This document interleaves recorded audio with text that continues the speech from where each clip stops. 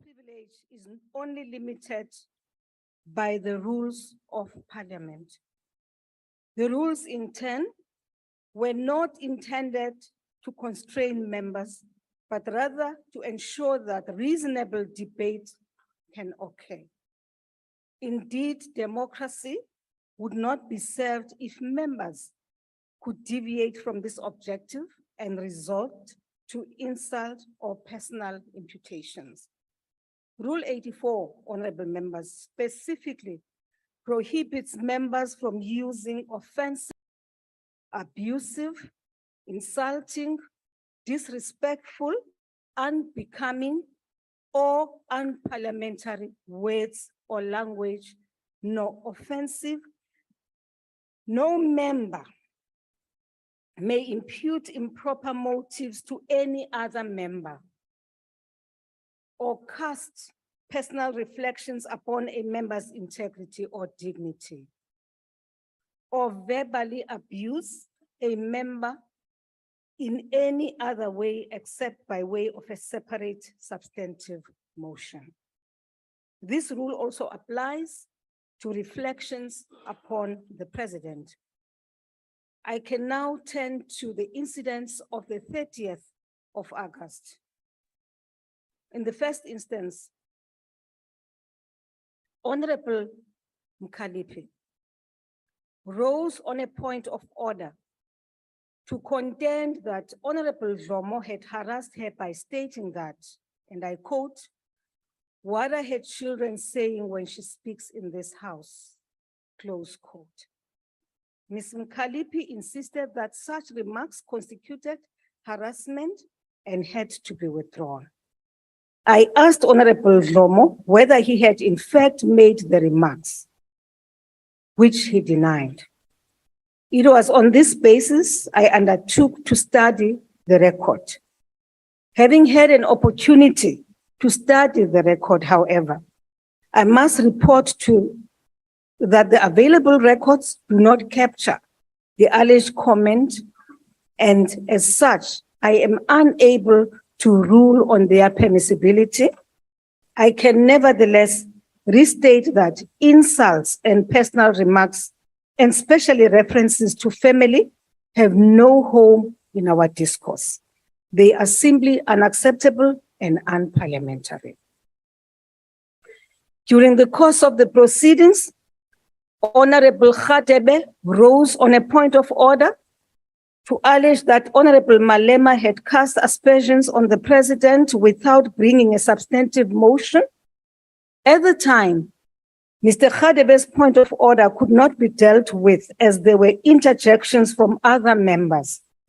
In this instance, the record shows that Mr. Malema said, and I quote, "Therefore the president went to kidnap people, he engaged in money laundering, he intimidated women and kidnapped women in his farm, and we are told he must not answer," close quote.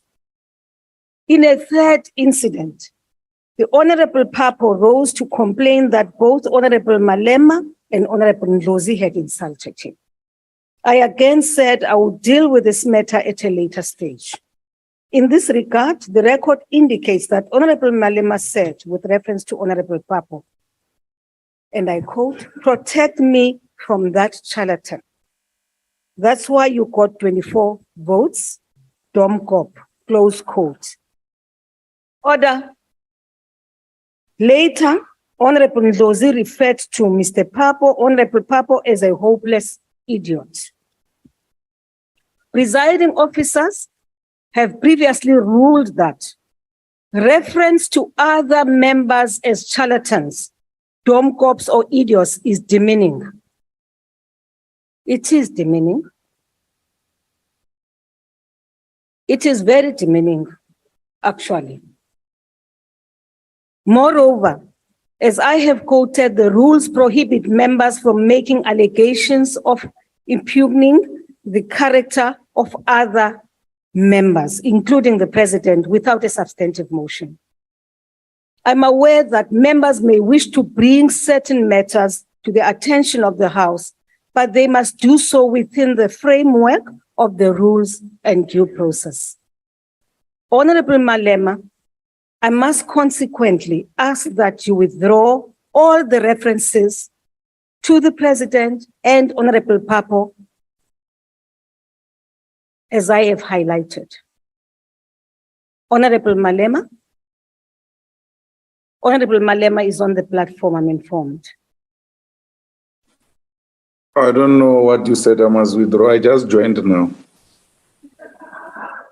You are now withdrawing two remarks. One, reference to the President being a kidnapper and a charlatan, Honorable Papo being a charlatan, a dom cop, and I'm saying, will you please withdraw those so that we may proceed?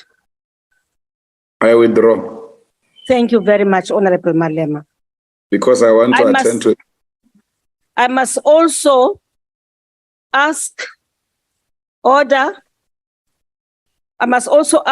Ndlovu to withdraw his remark.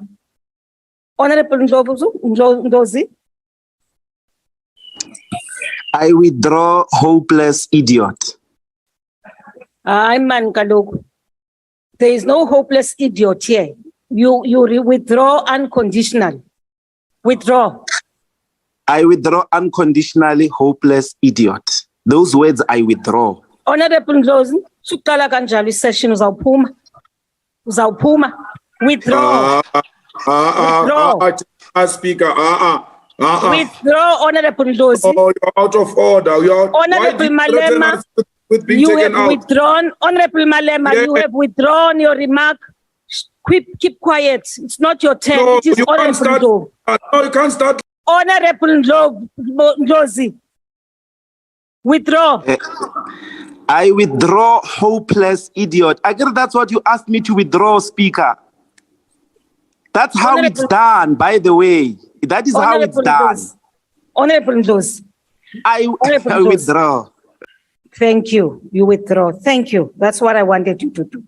Lastly, honorable members, having studied the record, I noted a number of other remarks by various members, which, while unchallenged during the proceedings, remain of concern.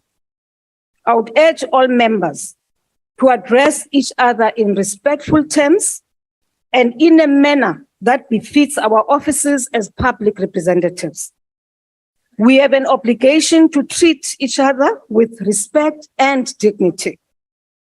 Those are the values on which our democracy was founded and which we must inculcate, mindful that our conduct transcends the House and that our people look to us for leadership. I thank you, honorable members, for listening. We may now proceed with the business of today. Honorable members, the only item on today's order paper is questions addressed to the President. Yes? Is that a point of order? Yes? The Honorable Hadebe called the Honorable Kalipi Hoodco. You did? You did? Okay, take your seat. Did you do that? If you did, will you please withdraw? Honorable Speaker, Honorable Khalifa has just called me a German cat. Will you please withdraw, Hold Cop? All right. I withdraw Hold Cop. I'll also rise on.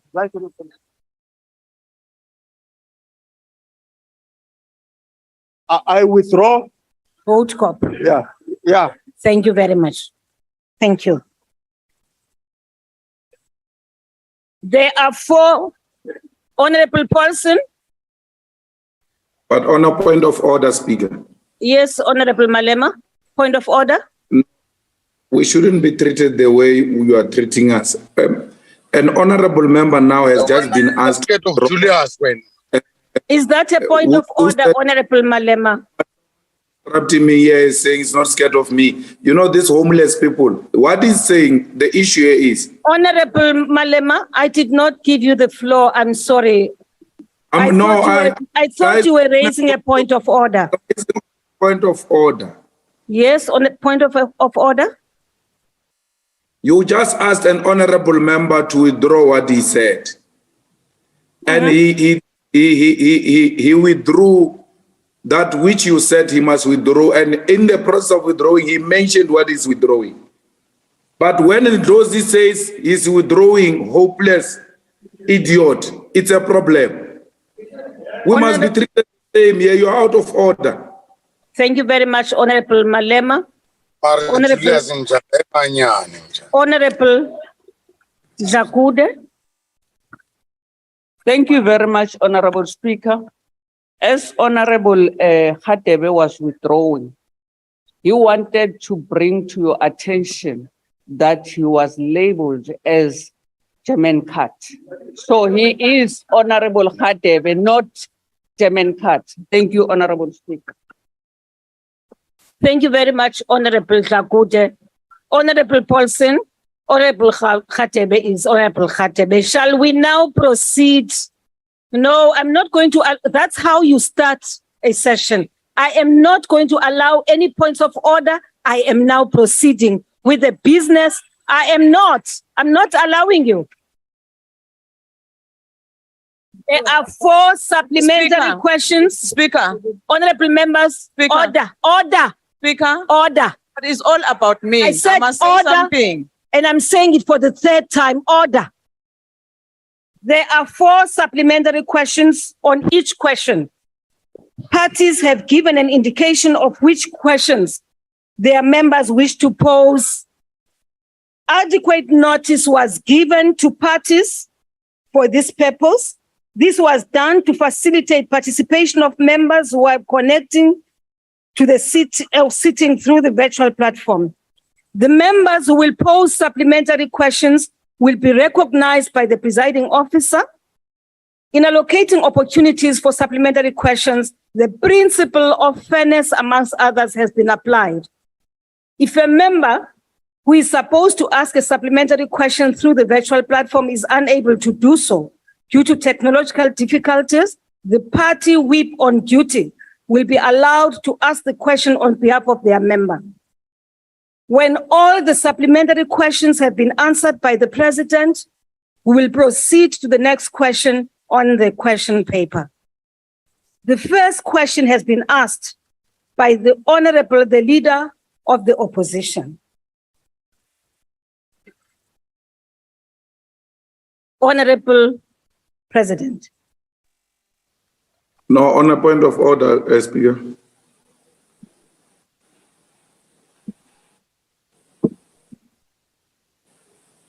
On a point of order, Honorable Speaker.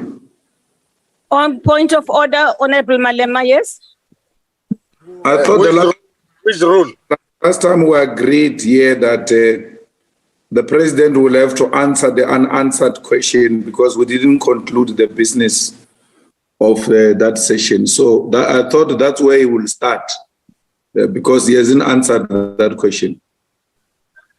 Honorable Malema, just for your information, I don't know how you may have missed this.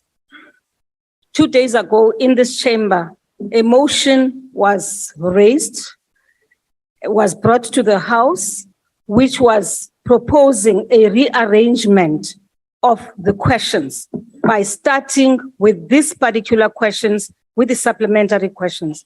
And unfortunately, here, that motion was defeated. So the issue we are raising is an issue which was raised and was voted on. And unfortunately, as I say, or fortunately, that motion was defeated. So we're not going back to that now. We are now proceeding with the questions for the day. The Honorable, the President. Point of order, Chair. Honorable PM Modise, what is the point of order? Chair, it is going to be very important that when you rise, point of order. Tell me what the point of order is about. Tell me what the point of order is about. People must not rise and just say point of order. Give us the rule number. Honorable Modise, Honorable What Mugisa, rule are you will raising you please on? withdraw there? The President, I've given you an opportunity to respond to the first question. Thank you. Honorable Speaker, honorable members, the challenge and problem of child malnutrition is a global problem. It is also a problem here on our continent, but bringing it back home here to South Africa. On a point of order, Speaker. Honorable members. On a point of order, Speaker. Yes, honorable member. Honorable Shivambu. Yes. The understanding is that before we deal with today's question session, With the rule. there must be a response to the supplementary questions that were asked as question 11 on the Okay, session that said on the honorable member, 30th where of were you August. when this matter was discussed in this house and when it was voted on? Honorable Shivambu, you are a chief. Where were you when this matter was discussed in this house and was voted for and was agreed on what direction to take today? Because what I am doing now is based on a discussion and a decision of this house 2 days ago. So it is not, honorable member, wait a minute. I am ruling that we are now proceeding on the basis of your advice as the House, because you discussed the matter and voted on it, and the agreement was that you will start with the questions for today, and your last question will be the supplementary questions, which the President must respond to from last time. Thank you very much, honorable member. We now proceed. The President. Thank you, Honorable Speaker. Child malnutrition is one of the greatest impediments to the well-being of our people and indeed to the development of our society. As I said, it is a global problem, but it is a problem that we need to deal with. The fight against child poverty is therefore one of the priorities of this administration. This is reflected in several social protection interventions that the government has embarked upon to ensure that every child has access to adequate nutrition, decent housing, to free healthcare, to education, and also childcare. Over the years, we have increased the coverage of the Child Support Grant to protect poor and vulnerable children in our country in 2018. Various independent research findings, including those conducted by the United Nations Children's Fund, UNICEF, and the International Labour Organization, the ILO, have confirmed that the Child Support Grant directly reduces poverty and vulnerability amongst the children of our country. The social assistance program is complemented by other government interventions, including the school nutrition program and community nutrition and development centers that provide nutritious and healthy meals to vulnerable people and households. The number of learners, Honorable Speaker, that receive free school meals has increased by 500,000 over the last 4 years, from 9.1 million in 2018 to 9.6 million now. Government has adopted 1,000 Days campaign, which aims to improve the nutrition of pregnant mothers and children during the first 1,000 days of life, to help ensure that children get the best start in life and also the opportunity to reach their full potential. This initiative is implemented by the Departments of Social Development as well as the Department of Health, and it includes nutrition, education, and awareness for pregnant and lactating mothers, complementary feeding support, and growth monitoring and nutrition counseling as well. The Department of Social Development is currently working on a maternal support policy to introduce state social assistance provision for vulnerable pregnant women. Once the policy has been finalized, it will be presented for approval by the relevant structures. The coronavirus rapid mobile survey conducted between 2021 and 2022 concluded that despite significant investments in social grants, in food insecurity, and household and child hunger remained stubbornly high. Child nutrition, or rather malnutrition, is in the end a product of poverty. It's also a product of unemployment and inequality that continue to persist in our country. Therefore, our interventions to support vulnerable children must be implemented alongside actions to drive inclusive economic growth, investment, and job creation, which this administration has taken as top priorities. I thank you. I thank you, Mr. President. The first supplementary question will be asked by the Honorable, the Leader of the Opposition. Thank you very much. Mr. President, South Africa is a modern democracy and an upper middle income country. And so you'd expect a certain level of care and protection for its citizens. Yet the latest statistics show us that 41% of South Africans of the similar.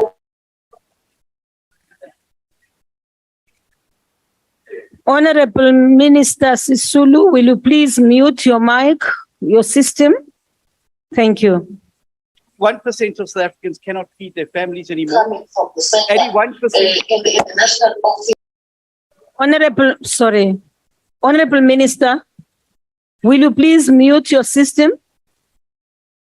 Thank you. Proceed, Honorable Member. 41% of South Africans cannot feed their families anymore. 81% of South African households are skipping 1 meal a day. And obviously this is a shameful indictment on government. Now, you've spoken about this plan today, and you've spoken about grants, but the reality is that the rise of food prices is outstripping grants.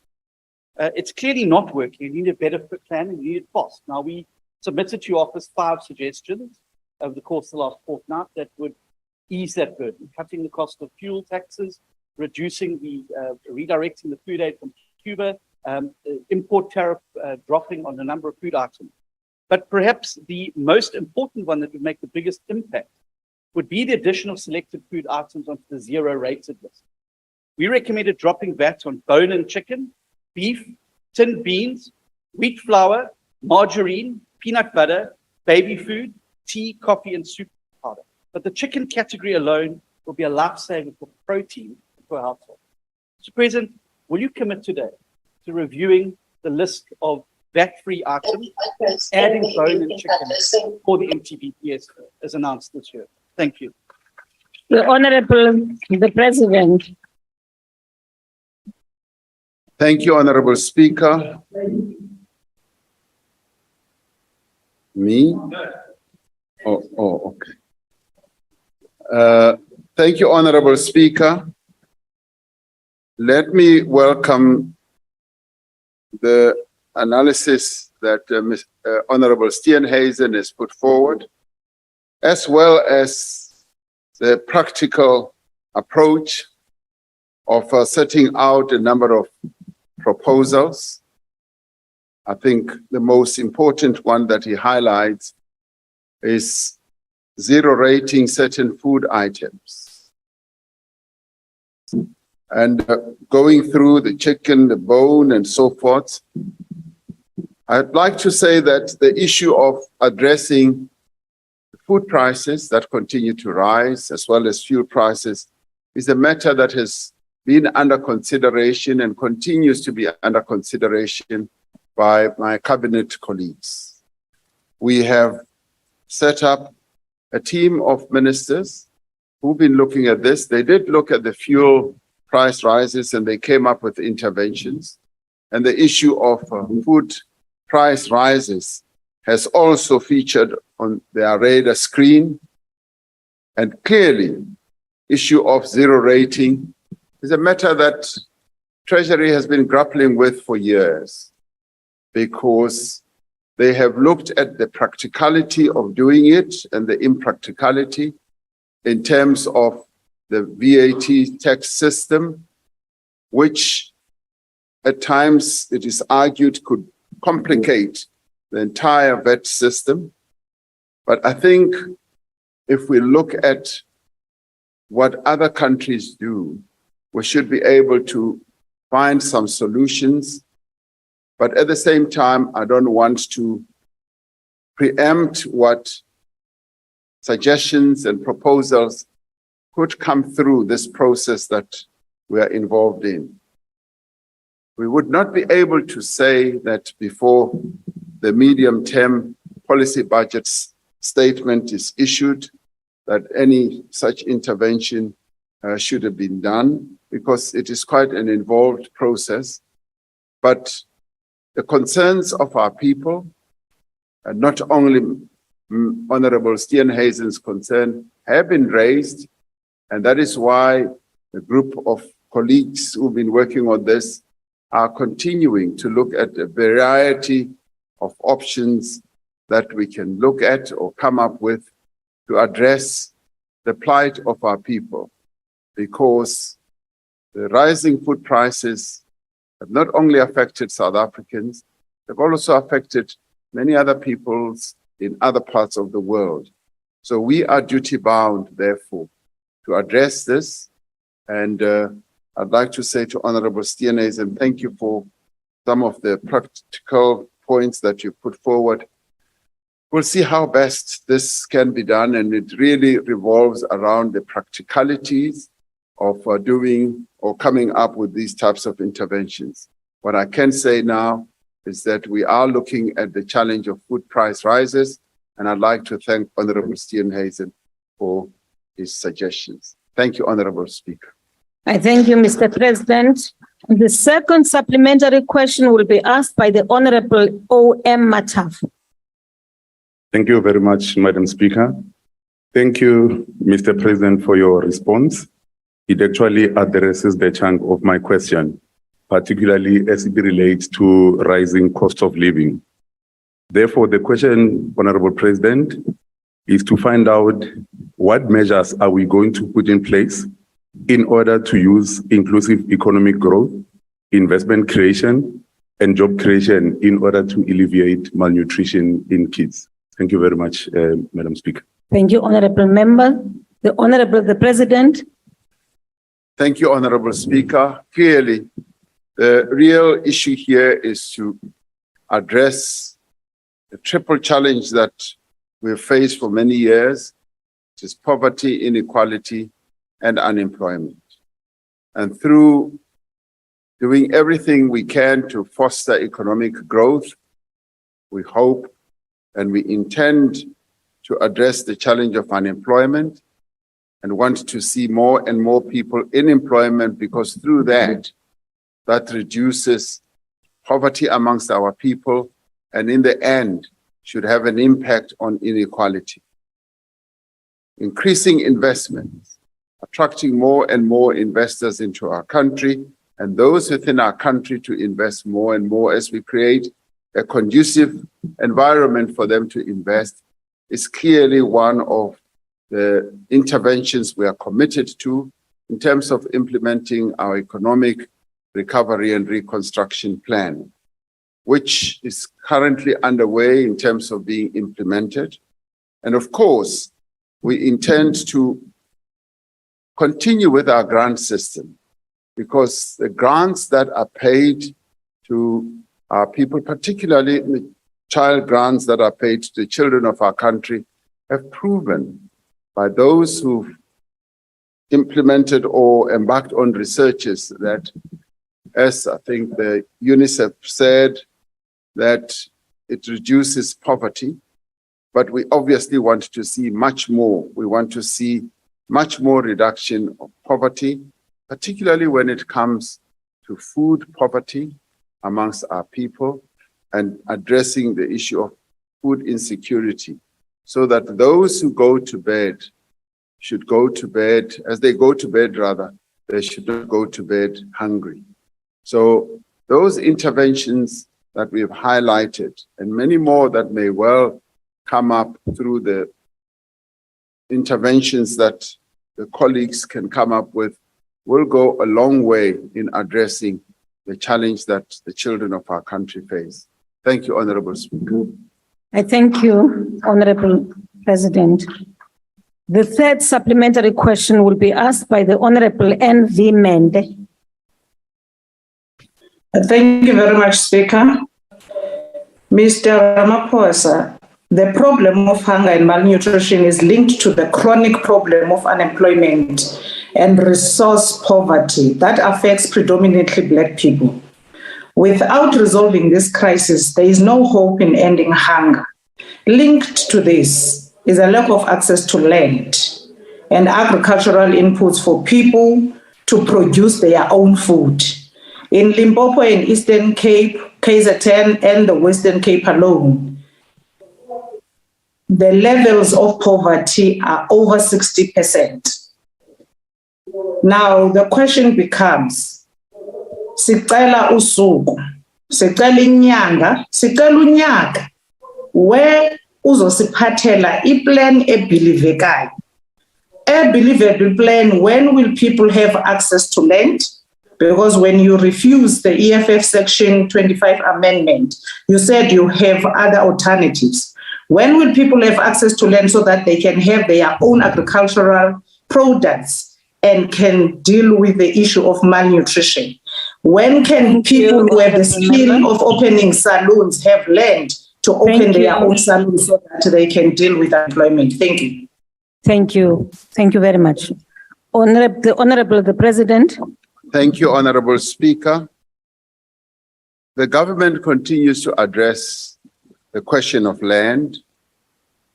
This National Assembly just yesterday passed the Expropriation Bill. That is one of the interventions that will be able to contribute in addressing the land hunger that our people have, because through that bill, we'll be able to expropriate land for public use, for the use of our people. And that in many ways will be answering precisely the issue of the demand that our people have always made on land. There are a number of other interventions that we continue to make. Honorable Mentor spoke about the needs of our people for agricultural implements, for assistance in their farming activities. Through the COVID period, we were able to implement a number of interventions which many of our people appreciated. Through the voucher system that we put in place, we're able to assist well over 200,000 people. And I have said that I'd like to see that scheme, which has been seen to work very well, to be expanded and to include more and more hundreds of thousands of Black farmers or emerging farmers in our country. The challenge obviously is quite big, but our government is not sitting on its laurels. We are addressing the issue of land hunger. And as we said, there are a variety of interventions that we are embarking upon that are going to address this question on an ongoing basis.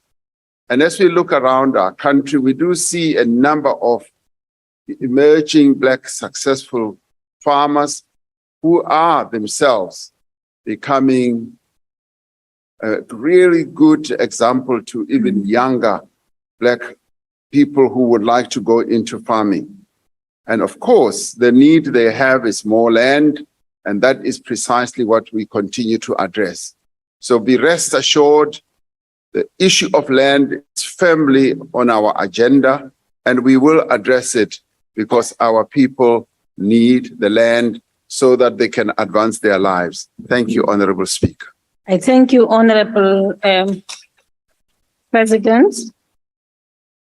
The last supplementary question will be raised by the Honorable A.M. Sheikh Imam. Yeah, thank you, Honorable Speaker. Mr. President, we knew about this problem of children being stunted and malnutrition in 1999. We set a target to end hunger and prevent malnutrition by the year 2030. But I can assure you that it has increased in terms of the statistics from 25% to 27%. 10 to 20 children die in this country every day of malnutrition. Now, I know, Mr. President, you say that your colleagues are having meetings and discussing these things. Would you agree, Mr. President, that whatever discussions we're having are not good enough? Because it's not working. It's increased from 25 to 27%, number one. Number two, you're not going to eradicate this by 2030. Means we have to change the target.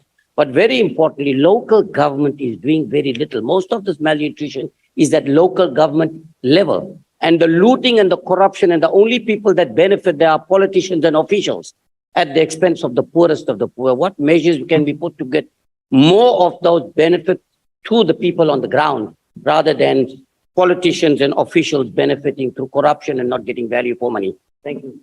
Thank you, Honorable Member. The President. Thank you, Honorable Speaker. Just a day or two ago, I had the occasion to address the Local Government Summit, where we had key leaders of local government, as in mayors, as in speakers, as in chief whips, municipal managers, chief financial officers, and key directors at local government level. And that summit addressed a whole range of issues, including the issue of efficient and proper service delivery to our people, which just goes beyond also the usual type of services that needs to be delivered, but which also goes to addressing the social needs of our people, including dealing with poverty, including dealing with food security.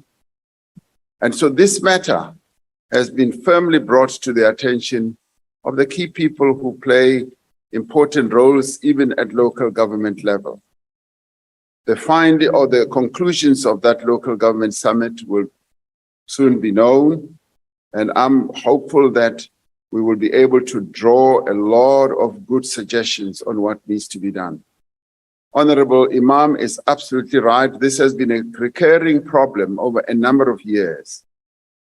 The important thing is that the efforts that are being made by government needs to continue and not be lessened. And we need to strengthen at the present moment.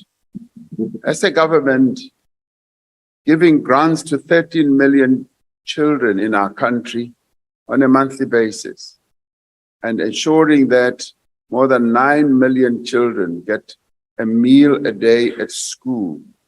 That in itself is an important intervention. And clearly, together with a whole number of other interventions, we need to do more, and there is more that can be done.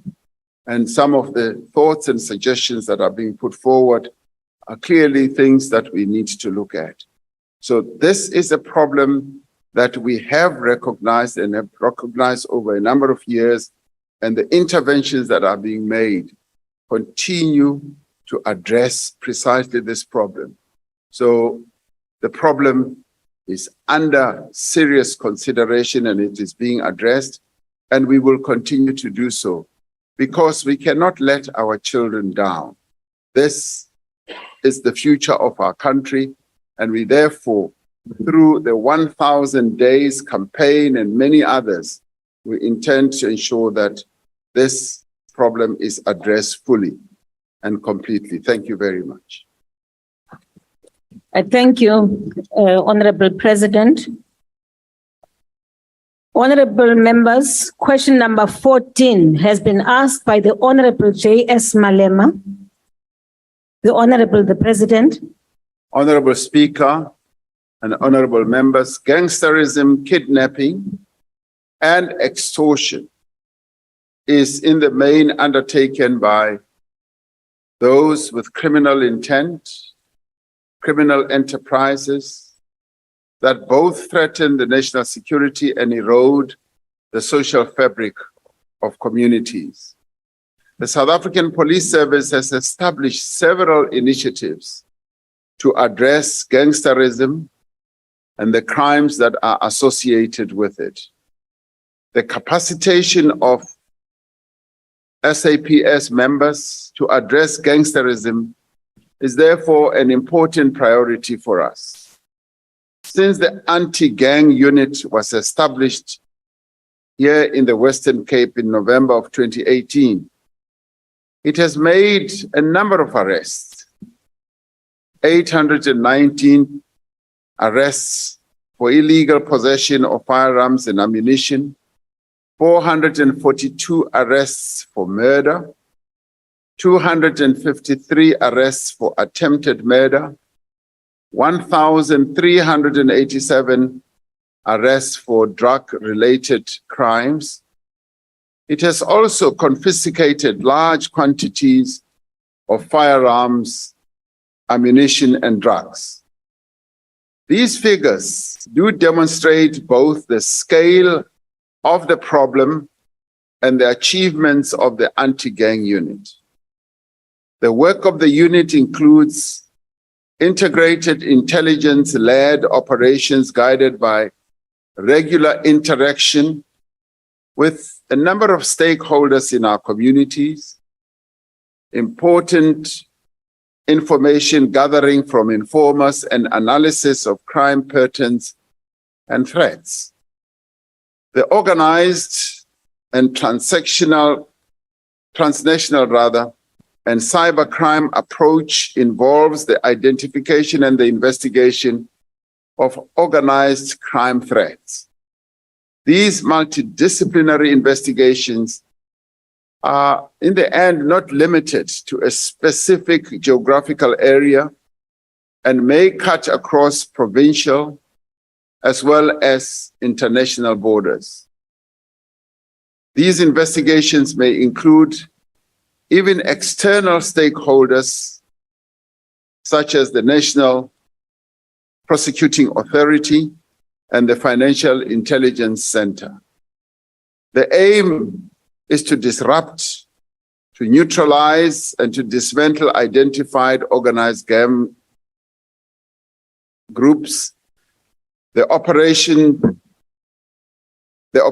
approach is complemented by a number of strategies that are aimed at focusing on specific crimes as well. For example, the SAPS has a plan to address gender-based violence and sexual offenses, which emanates from the National Strategic Plan and the Gender-Based Violence and Femicide. The GBV Action Plan is multi-sectoral and deals with issues such as domestic violence, sexual offenses, human trafficking, and serial rapes. The Directorate of Priority Crime Investigation, the Hawks, investigates money laundering and asset forfeiture on all national priority offenses, including kidnapping. While crime rates remain extremely high, it is evident from the reports of the SAPS, the Hawks, and the National Prosecuting Authority and other law enforcement entities that progress is being made. It is being made in apprehending and prosecuting criminals.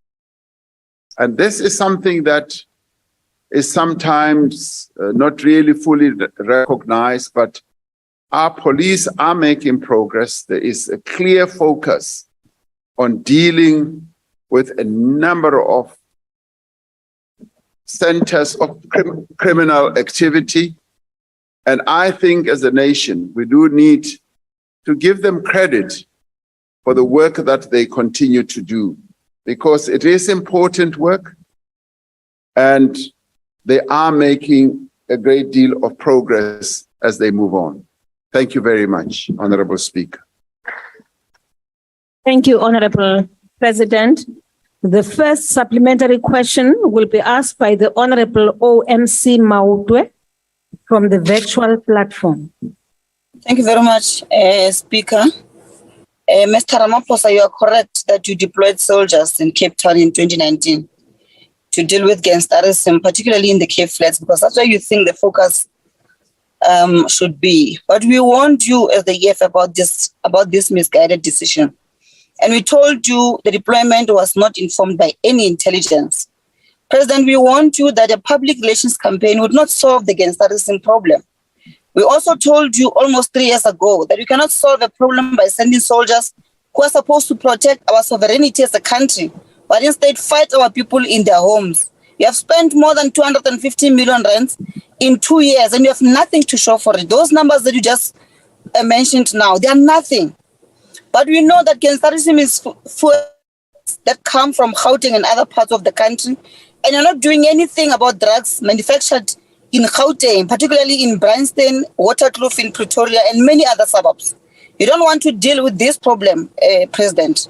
We know and we have told you that magistrates in Khayelitsha and Mitchell's Plain courts are corrupt. People are arrested today for serious crimes of murder, attempted murder, and robbery, and are released the next day on bail. Even when they are on bail, they still go back and do gangsterism. You know who the leaders of these gangsters are. Why are you not going to where they live and arrest them? Are you not arresting them because they work for the state, in particular the Minister of Police, and perhaps even yourself?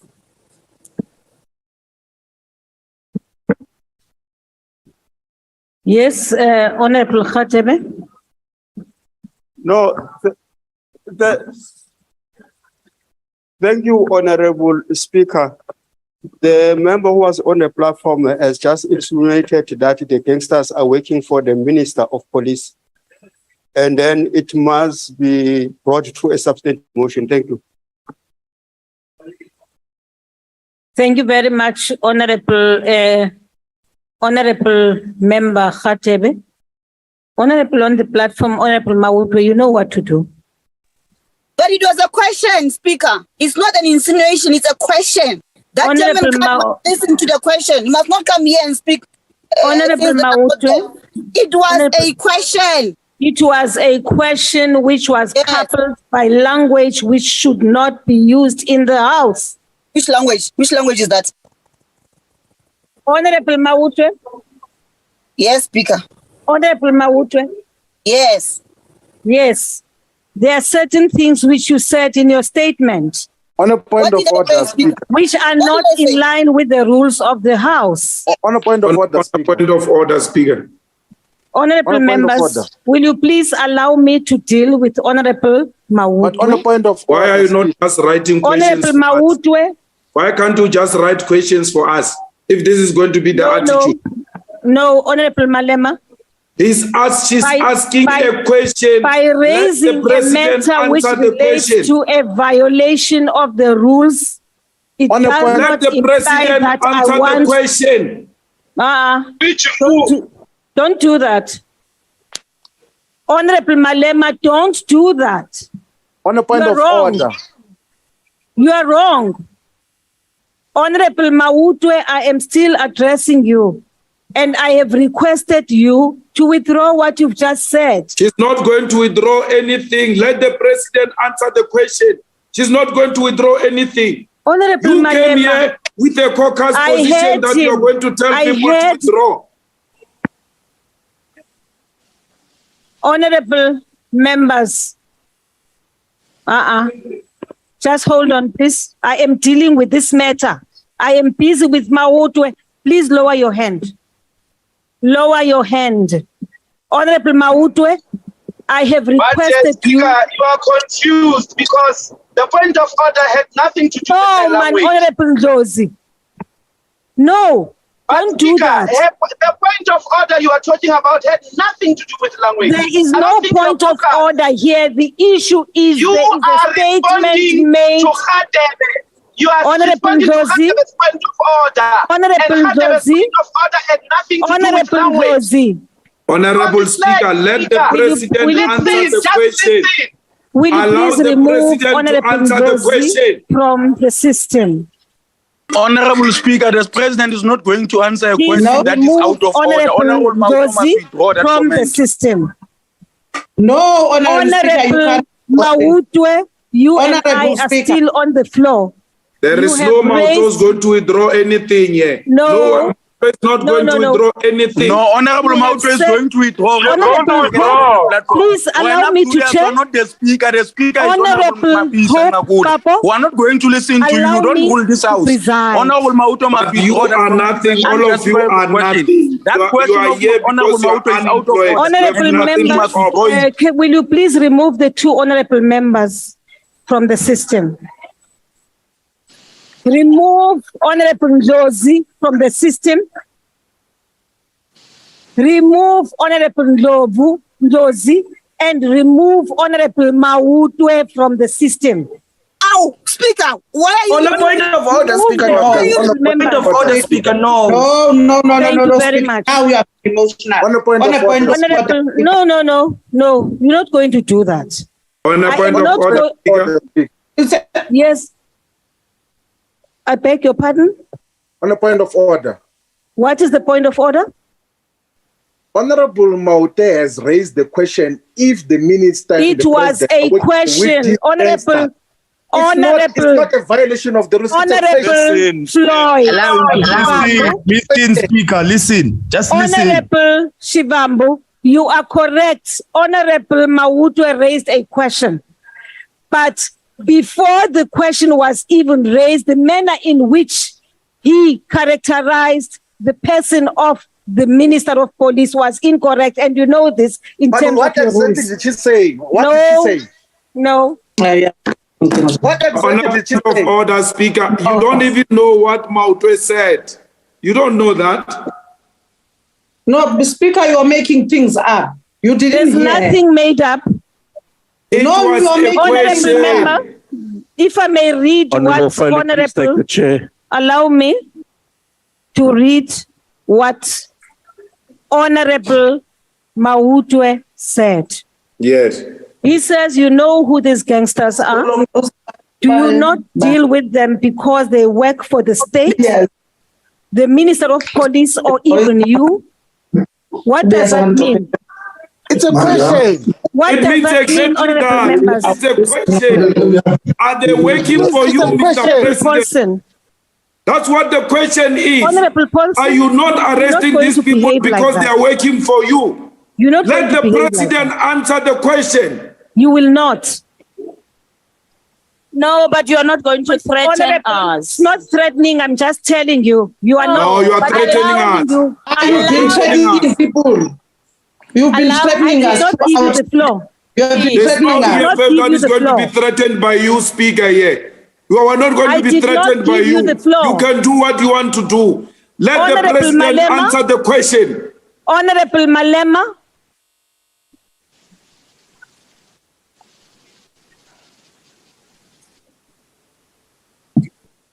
Mr. President, Honorable the President. Speaker, may remove that I Malema. respond?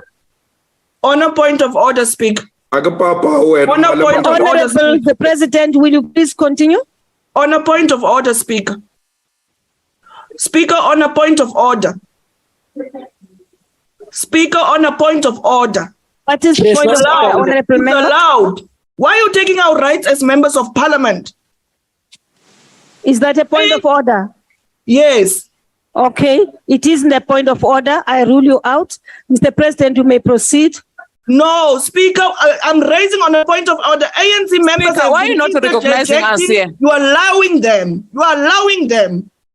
You are allowing ANC members to interject. To do what? To do what, Honorable Member? Look, they are interjecting. Honorable members are interjecting, they are allowed. Honorable Don't treat us like will that, you please Speaker. switch Don't. off your mic? Honorable Tlangwini, thank you. On a point of order, Speaker. Honorable Malema. On a point of order, Speaker.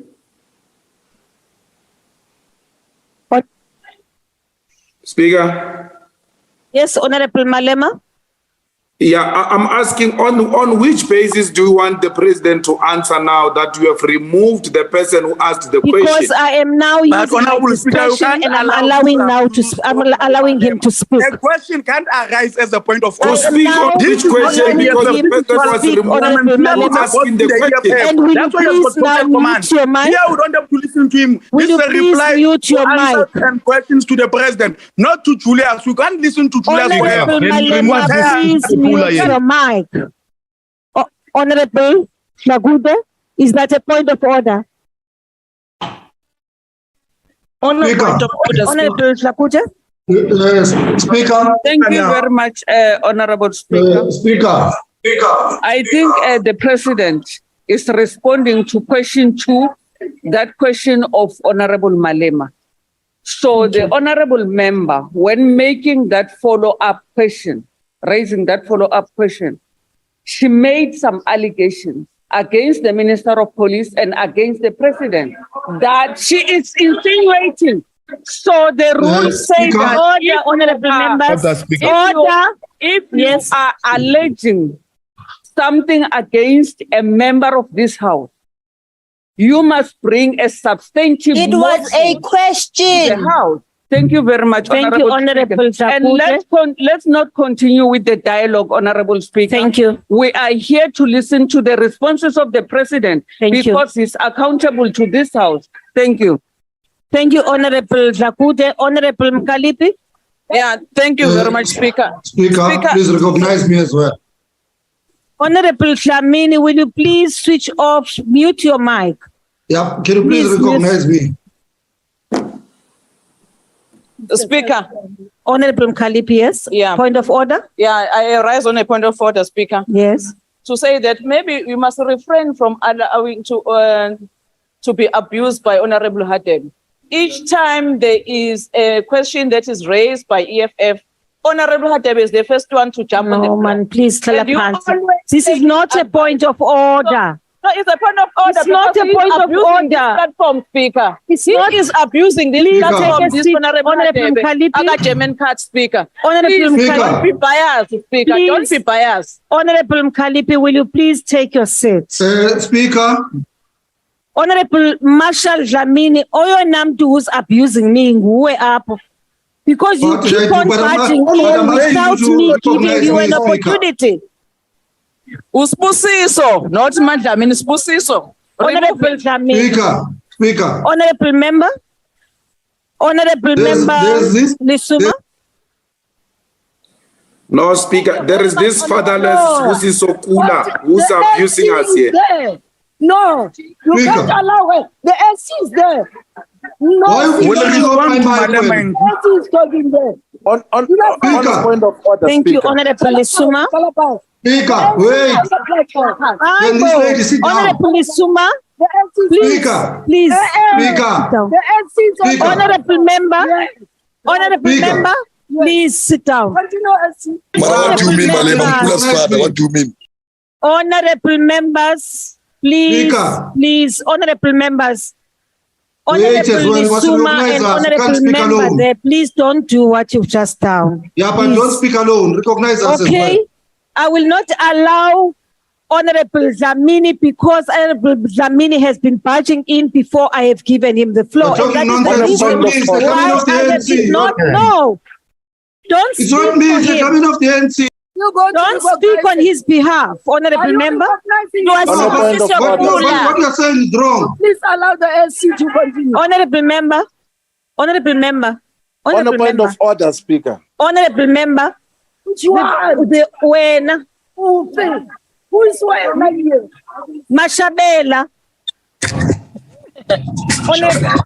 Honorable, Don't switch off my mind. honorable Mashabela. When I Speaker. now, Speaker. agitator now, the person I will recognize is Honorable Shivambo. You know why? Because he had his name, his hand up on the system. Yeah, but I do even not mine was have up. Honorable Speaker. Dlamini. I don't have it.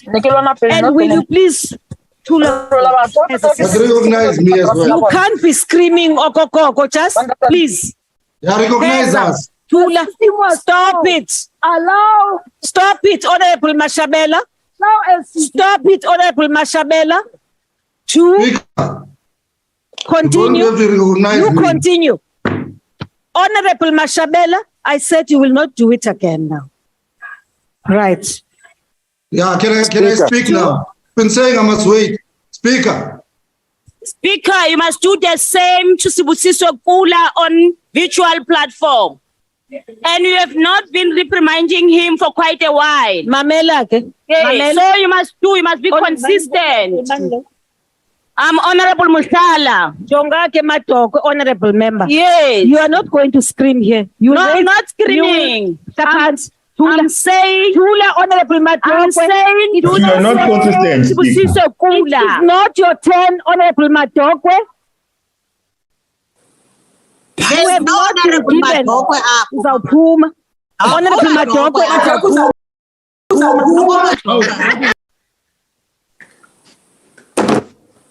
Point of order, Speaker. Now, honorable members, I am now recognizing Honorable Shivambu, after which President will continue.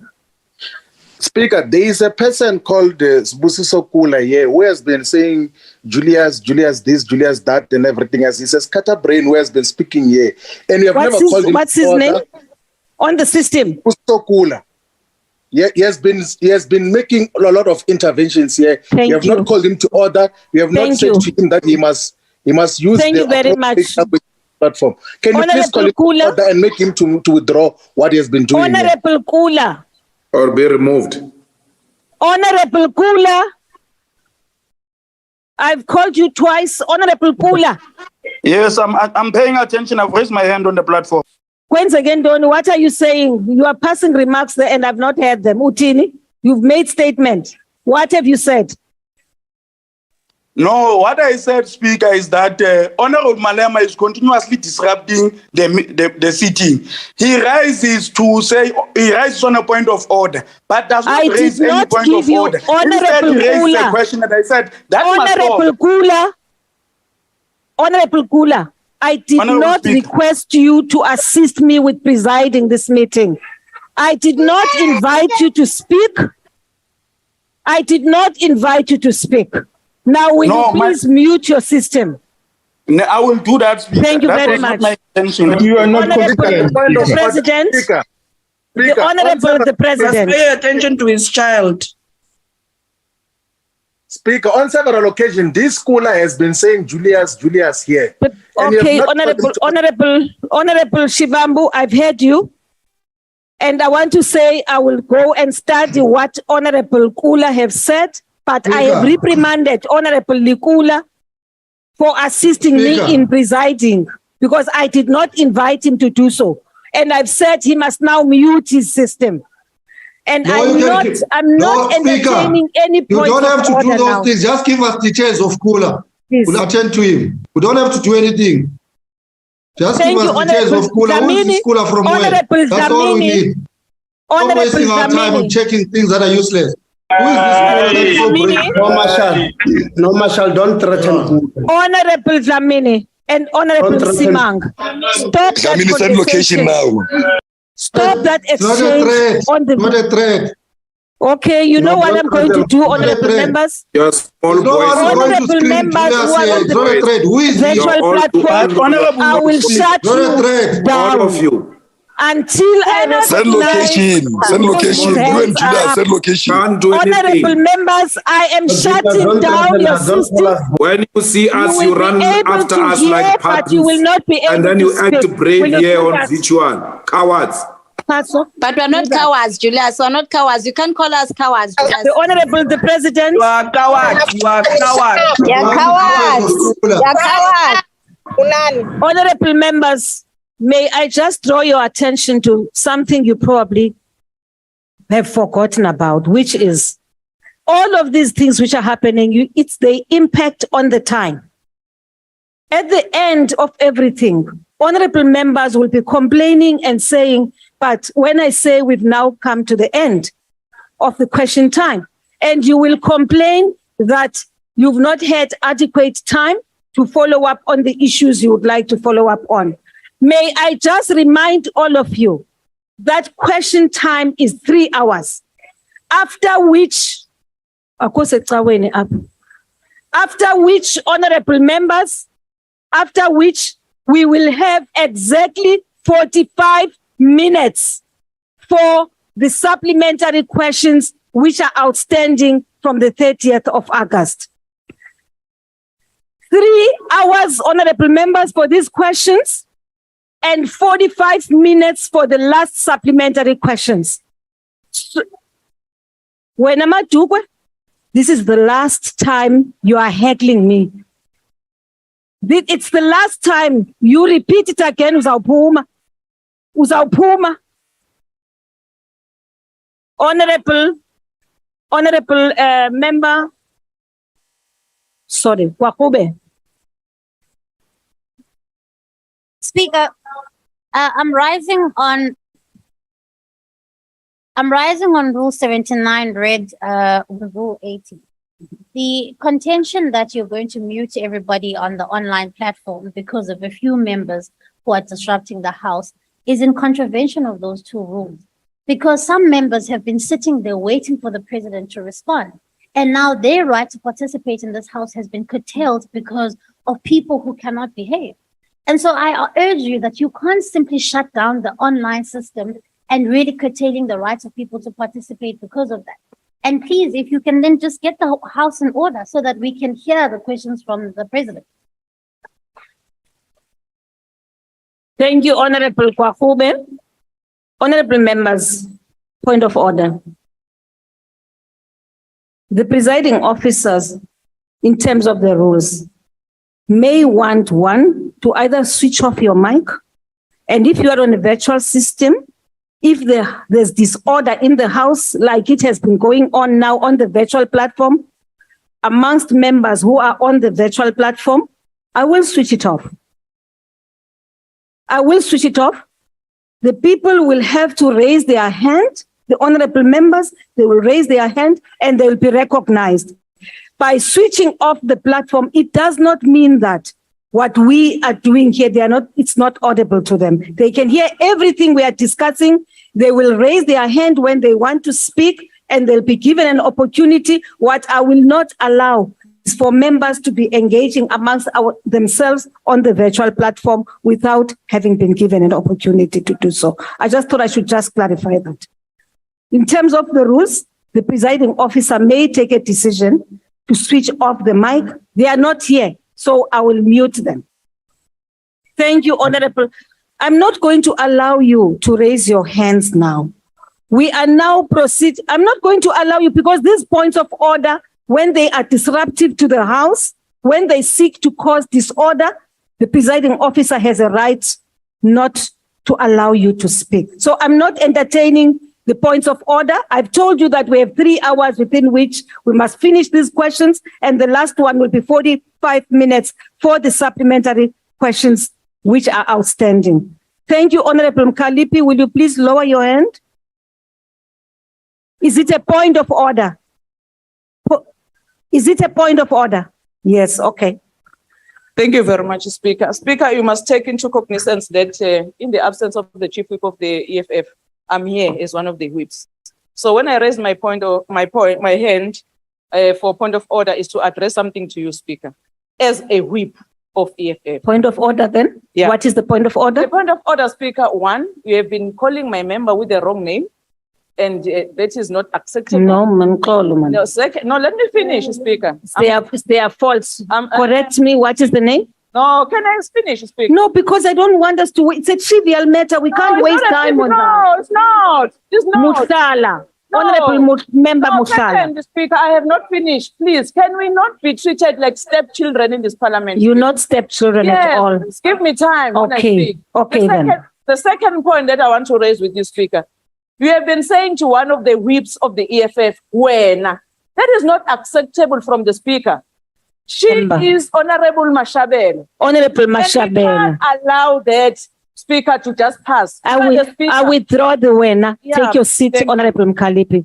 Honorable Mashabela, I withdraw the the reference to you as Wena. You are Honorable Mashabela, and I'm sure all of us will behave as honorable members. Please take your seat. Honorable Swart. Thank you, Speaker. Just rise on a point of order for clarity. Where the ACDP leader is the next speaker to pose a question. And as the virtual platform has been muted, will those that are on the virtual platform be able to put follow-up questions? Will you just give clarity in that regard? Yes, Thank you. yes, Honorable Swart. Honorable Ntatesh Mishwe will be allowed to speak when his time comes. None of the people who are on the platform will be prevented from speaking. They will speak. Obviously, they can hear the debate in the House, but what I will not allow is for people to behave in a disruptive manner because they're on the virtual platform. Thank you very much, Honorable Member. Now, Honorable, once more, Honorable Member, who I referred to as Madukwe, it's the table which committed that mistake. My sincere apologies. You are Honorable Mushala.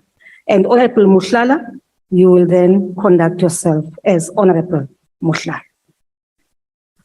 Now, honorable members, we now proceed and allow the President to finish his question, his response to the question raised by Honorable Mautwe. Thank you, Honorable Speaker. An assertion was made that we were misguided and mistaken and completely wrong in launching the anti-gang unit here in Cape Town in 2018. I actually launched that unit because, as it is said, that we had the wrong intelligence about the activities, the conduct of gangs. And it was also asserted that we also got the army or the SANDF to get involved in all this. I must say that the police are responsible and ably responsible for dealing with criminality and gang activity. When the army is brought in, it is brought in to support and to help the police. And as it turned out, because gang violence was rife, very rife at the time, the army, in supporting the police, did help a great deal. And when we launched the anti-gang unit, we saw a considerable decrease as well as a rising number of arrests. Because launching a specialized unit like we did has proven to be greatly beneficial. And we have gone ahead now to repeat that type of intervention in dealing with certain types of criminality. The bank heists, we've set up a unit, and we're setting up a number of other units to deal with those types of criminality. And in doing so, the police have been very successful in arresting criminals and in dealing with criminality in an effective way.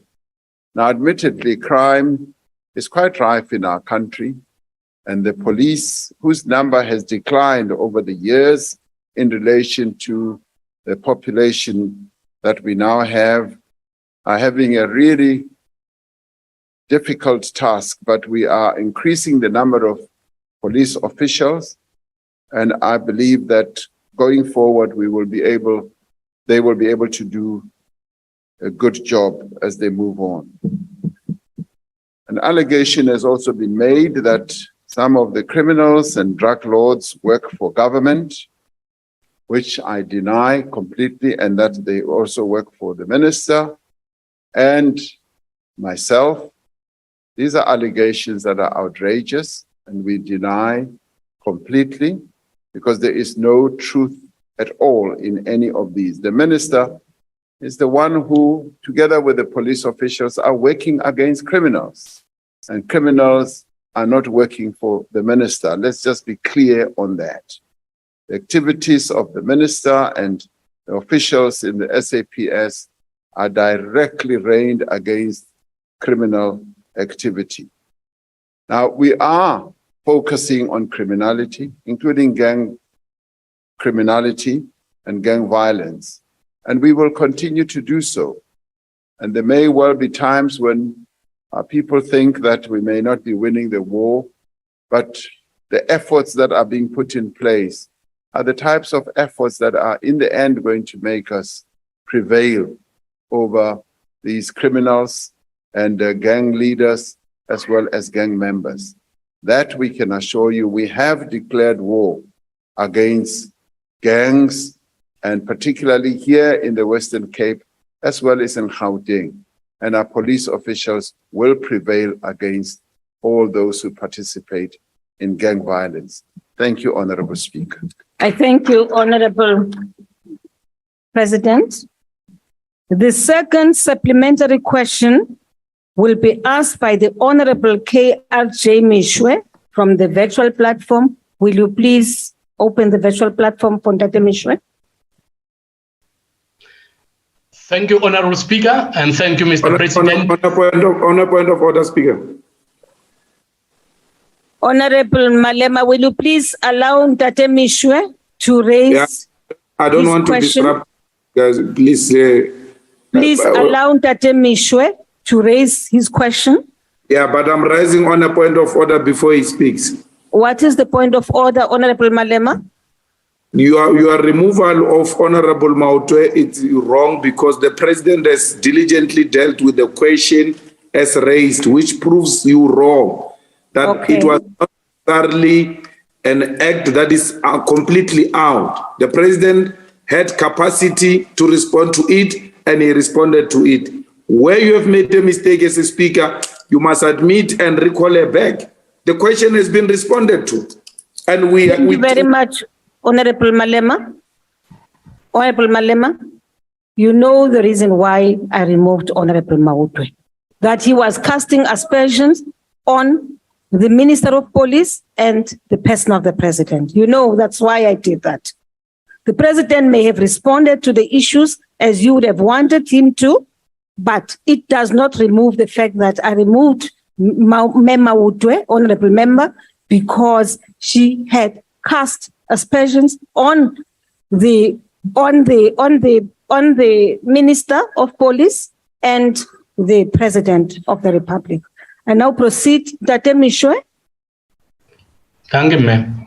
In February of 2019, the SAPS presented a progress report on the rollout of the anti-gang strategy and rollout of anti-gang units to the PC Committee on Police and various civil society organizations.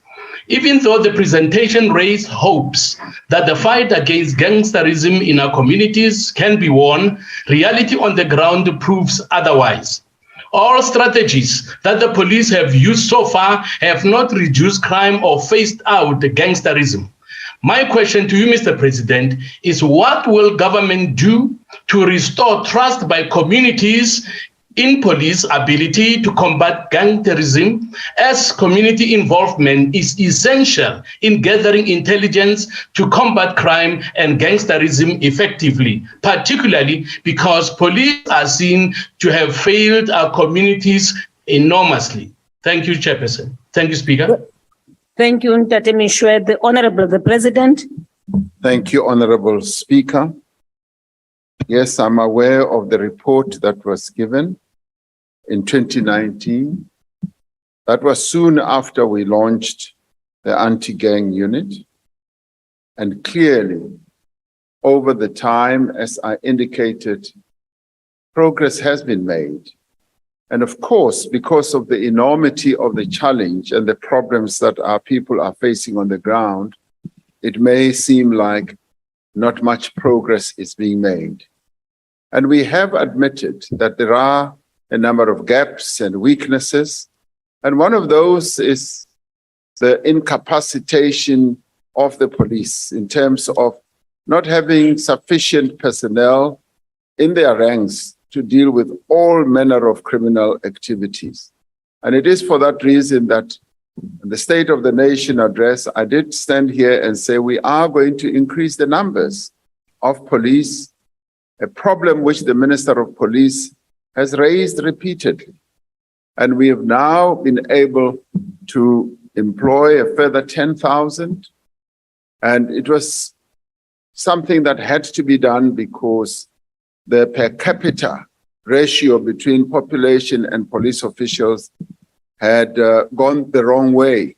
And we are now addressing precisely that. And with further increases that we should have in the police personnel ranks, we are going to be able to increase police presence, police activity, and police surveillance against crime on an ongoing basis. And we also moving ahead with specialized units, as I said, and also training the police much more effectively. When I appointed the Commissioner of Police, one of the things that he highlighted in outlining the priorities that he was going to focus on was the issue of community policing for us, that he would want to lay more emphasis on working with our communities, working with our people through community policing forums.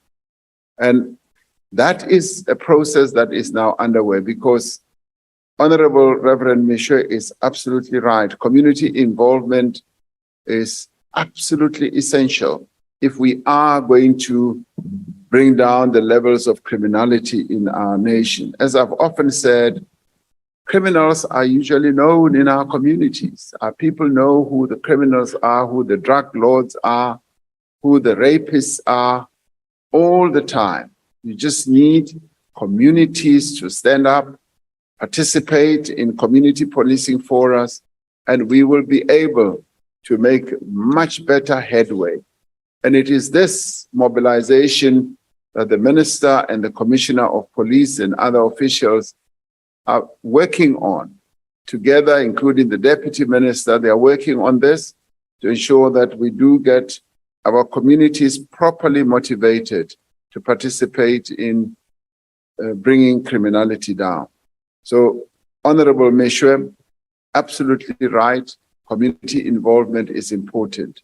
But I would say that, yes, much as our people at times lose hope, there are times when they see police excellence and they usually applaud that. And we want to see more and more of police activity and excellence where police are seen visibly taking action against criminals. And that, I have noticed, does lift the spirits of our people. And this much I've said to the Minister and the police officials, that we need to be visible any form of money laundering. I have said, and I've said it more publicly, that it was proceeds of sale of game. Order, Kaloku, order. Order, honorable members. Order. Order, honorable members. Would you please listen? Proceed, Mr. President. I have been a cattle farmer and a game farmer for a number of years, a matter that I have disclosed in my disclosures here in Parliament, as well as to the Secretary of the Cabinet. And that is an activity that sometimes results in the sale of cattle, as well as the sale of animals such as buffalo, sable, roan, and what have you. And that is a matter that takes place from time to time, and even recently, we've been able to conclude, my managers have concluded a process where a parcel of buffalo was also sold. So that, in my view, is not money laundering. It is a process that goes on.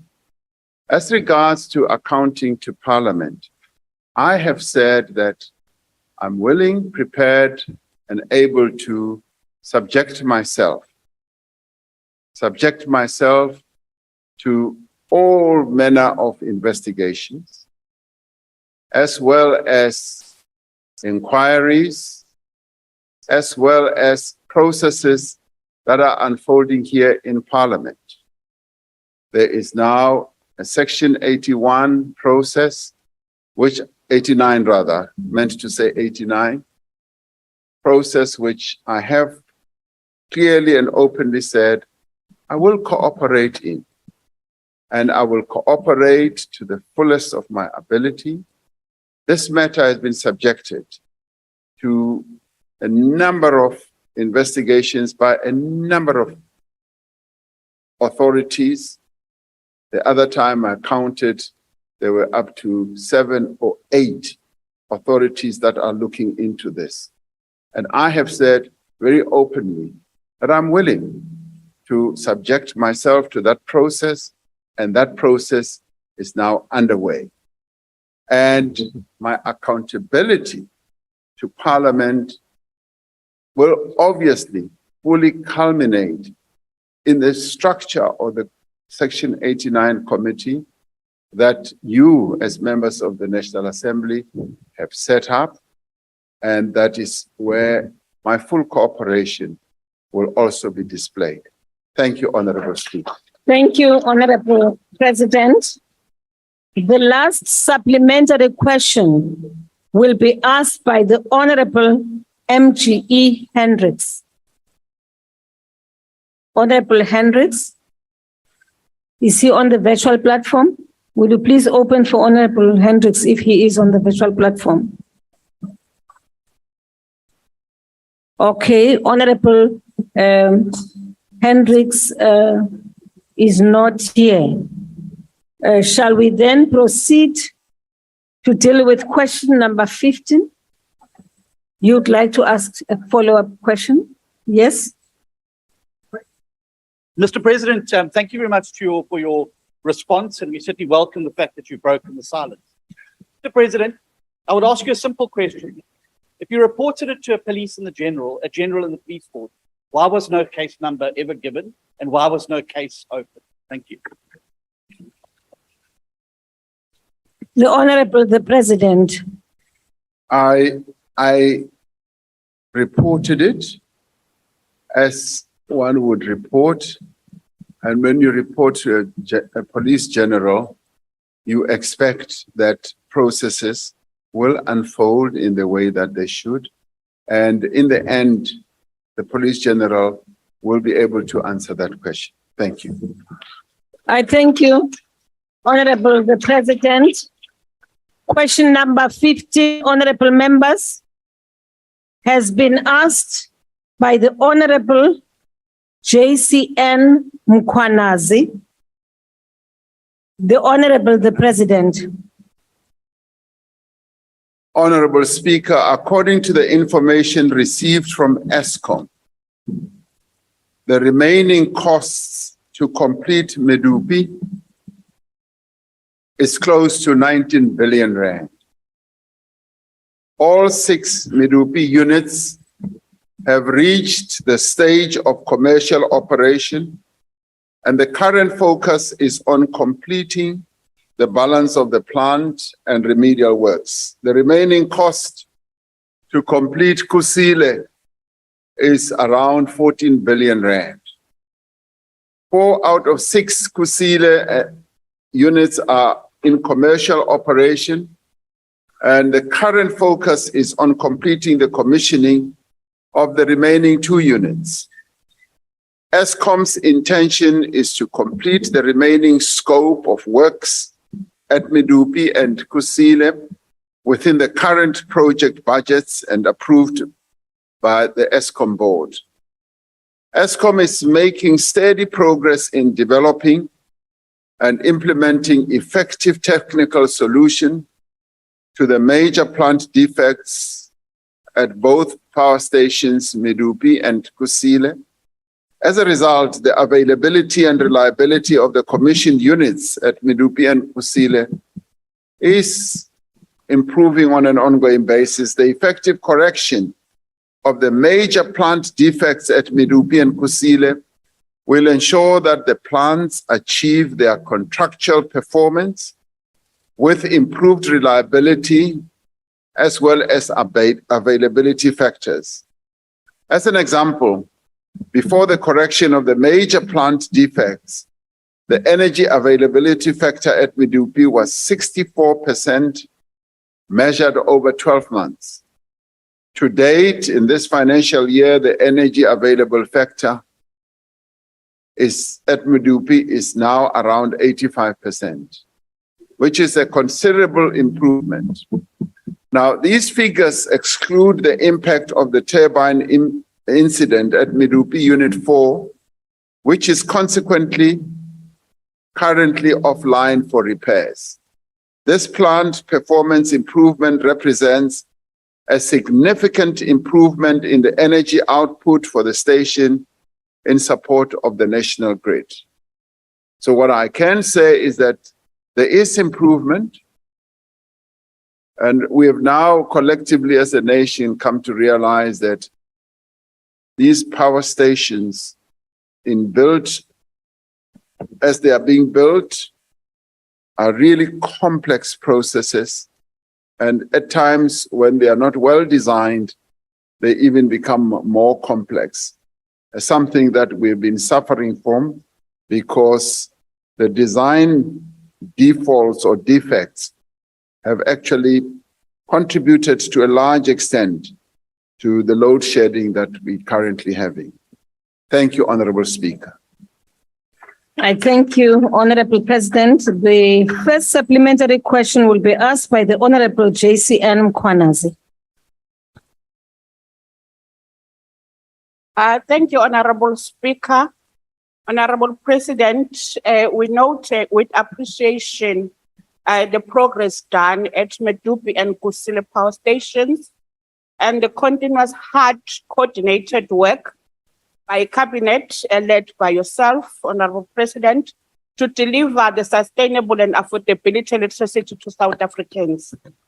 Mr. President, in the light of the design and technical flaws at Medupi and Kusile power stations, which contributed not only to the delays in the completion of both power stations, but also in instability to power stations, generating units, leaving the country prone to energy insecurity.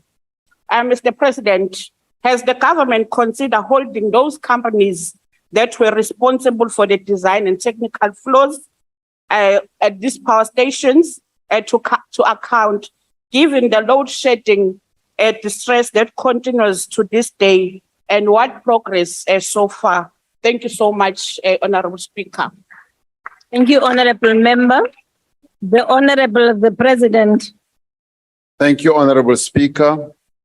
Yes, there are processes underway, and some of which have reached a measure of fruition to look at the challenges from a point of view of doing proper investigations on what has resulted in the flawed designs, flawed operational capability of some of these plants, and also looking at maladies that have occurred in the process, such as either overpricing as well as corruption that got underway. And as they are unraveling and uncovering many of these, there have been follow-throughs to some of the entities to a point where, yes, through investigations that have been launched and initiatives that have been embarked upon, there have been funds or monies that have had to be claimed and returned. And that work is ongoing because having spent so much money in constructing these two power stations, we obviously need to do thoroughgoing investigation to find out precisely what we spent money, and some of it must result in looking at everything that happened, including the design process and the operational incapacity, capability of some of these power stations.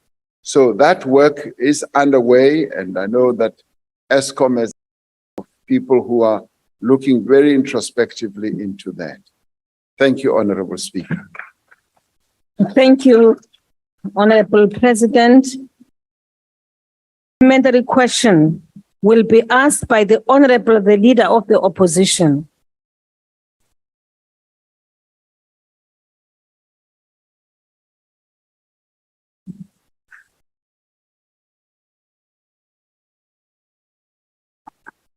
Mr. President, let me remind you again what you said back in 2015, and I quote, "In another 18 months to 2 years, you will forget the challenges that we had with relation to power and energy and Eskom ever happened." But it's now more than 7 years later, and we're having our worst load shedding year ever. Households having businesses having blackouts for up to 12 hours a day now. This is the most costly failure in our country's history, and yet you have fired nobody. The fact that Ministers Mantashe and Godon remain in their positions is a demonstration to the nation that you have clear confidence with them and are satisfied with their performance. Will you tell South Africans today what level of sustained load shedding should get these ministers fired? Thank you. Thank you. The President. The challenge of load shedding that we are going through is not the willful and planned intention of anyone who works in the state system, from ministers, and I would say even the Eskom executives themselves. Now, our energy architecture is quite complicated, and as I've said before, it did not start yesterday. We've been through this over a number of years. Yes, in 2015, I did, based on the information that we had, and I had also based it on the Medupi and the Kusile units coming into operation. And because so much money had been invested in those 2 mega power stations, many of us around the nation thought that these 2 power stations are really going to boost our energy generation. And I must say, I stored a lot of confidence, even as I went to Medupi to go and see the launch of one of those units. I genuinely did believe, even then, that we have found the solution to our energy problems. But lo and behold, where we are today. And it has not been the willful and clearly planned intention of anyone that I work with. This has been a calamity of enormous proportions, which we all admit. I mean, just 2 weeks ago, to have almost 50% of our electricity generation capacity just collapsing, one after the other and the next and the next. It's not something that was planned by the minister or the CEO. It is something that really happened and which we are dealing with. When almost 2 months ago, when I announced the plan, the broadest plan that we have, we obviously did not foresee that we would lose 50% capacity. In fact, what we had wanted to do is to add more capacity and to repair and to maintain the fleet that we have. It's a process that is underway. And yes, admittedly, some mistakes have been made along the line, and we are looking at that, and we will be following through on what needs to be done. Now, load shedding continues to happen to the detriment of our economy, the detriment of our people. Nobody in the country is happy with load shedding, including myself. And we are working on it. Yes, you mentioned cable theft. From cable theft to criminality to the age of our power stations, and all that, I mean, has combined to land us where we are. But we are addressing the problem, and everybody is focused. From the 2 ministers are focused on it, including all the executives. They've been put under tremendous pressure to address this. Yes, we are going to be making some announcements, and we hope and trust and believe that will then take us forward. Thank you, Honorable Speaker. Thank you, Honorable President. The third supplementary question will be asked by the Honorable NLS Kwangwa. Good Speaker, thank you very much. Honorable President, I put it to you that it would be irresponsible for the government to put the energy needs or to entrust the private sector with the energy needs of the country when we know that energy is a public good. Secondly, is that pushing people towards independent power producers, while it might help to alleviate the load shedding problem in the short term, but it will eventually lead to the death of Eskom. And Eskom that has a very high debt, which will need to be paid by the taxpayer. Now, instead of us leasing land near power stations of Eskom, such as in Mpumalanga, to independent power producers, why have the state not invested in renewable energy on behalf of the taxpayers? Because you know that in terms of an introductory price, it might be cheap now, but in the long term, the private sector is going to charge a lot of money and make it unaffordable for the poor if we don't make those interventions now. Thank you. Thank you, Honorable Member. The President. Thank you, Honorable Speaker. Yes, indeed, energy is a public good. And the process of restructuring Eskom is not meant to sacrifice this public good and just give it away to, say, private sector actors. As you would have listened very carefully as we've outlined this, we have said that the generation of energy should be done in a way where we do have a number of players. And this is part of our energy plans over time, which have been made available and discussed even here, that we should be able to have at the generation level a number of players, including local government. Local government plays a critical role in the energy sector. They distribute, and they raise revenue through energy. And so we're also saying that they should also be able to generate. And how they generate could be through independent power producers, who they either reach agreement with or which they themselves do. Eskom will forever, in my book, remain the major energy producer in our country. Eskom produces or should produce about 45,000 megawatts. And that is a mega entity. And I don't see even a local government like Cape Town, Johannesburg, being able to overtake Eskom in generating energy. That is something that will not happen. So in terms of your saying, why has the government not invested? Eskom is in great debt, enormous debt. And right now, we've said that Eskom must also be a player in the renewable energy sector. And that's precisely what Eskom is working on. But in order for Eskom to do that, it needs the financial resources. And right now, the financial resources are with the private sector.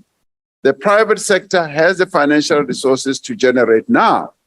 The restructuring process that we are going through is that, yes, that you can have a number of generators, but the transmission, that is the real backbone of your energy architecture. The transmission will always be owned by the government. That is a must. Distribution can also have a number of players, and Eskom will also continue to be a very key player in distribution.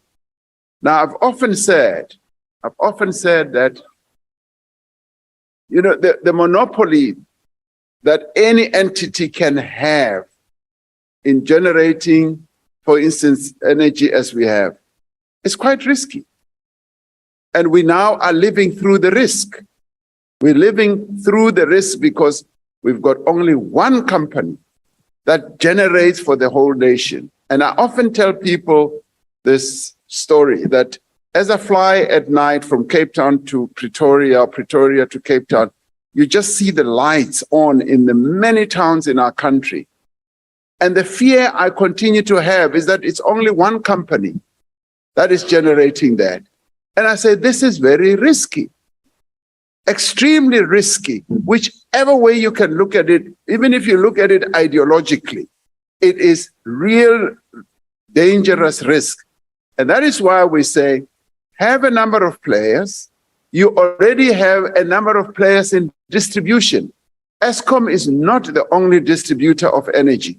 You've got municipalities that distribute. You've also got companies that distribute energy in certain areas. So you can have a number of distributors, a number of generators. What we have made sure is that Eskom, yes, is as big as it is, it will never be overtaken.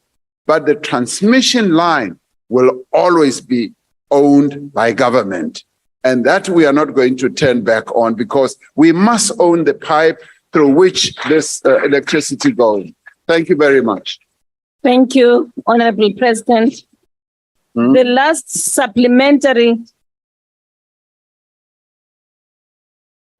supplementary question will be asked by the Honorable KP Sitole. Thank you, Honorable Speaker. Honorable President, with reference to this unity being reported as being over budget, faulty and long overdue, what guarantees the country have that this unity won't experience failures and damage emanating from initial oversight? And what consequences management measures will government implement as an accountability oversight measures?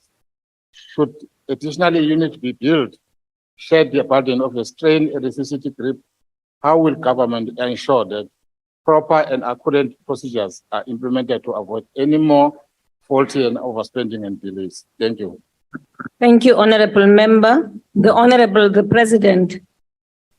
As we build all these units, I think one of the problems that we need to be alive to is that Eskom was once the best energy generator in the world.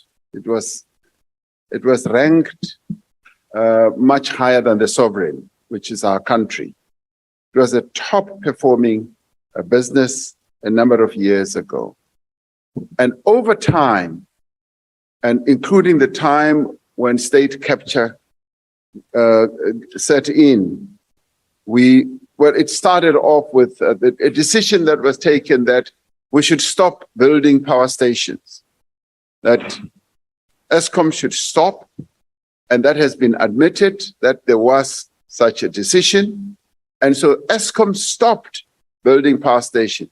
But what that resulted in is that your experts, your engineers, and your key sort of developmental officials then left.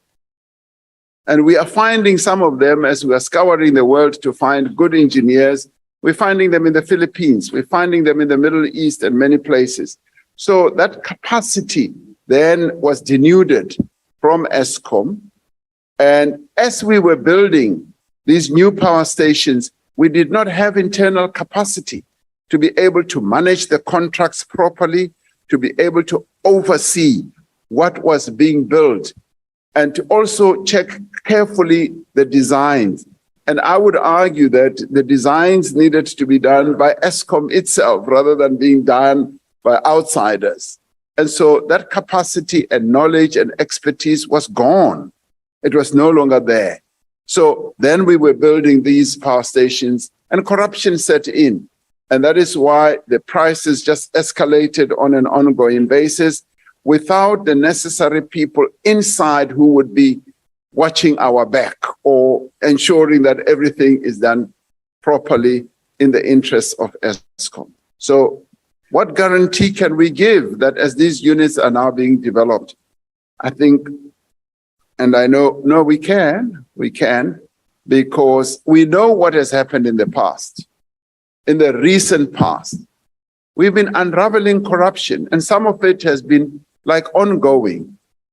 The current management is unraveling a lot of corruption. And even as people say, they must go, they are becoming so focused in unraveling corruption.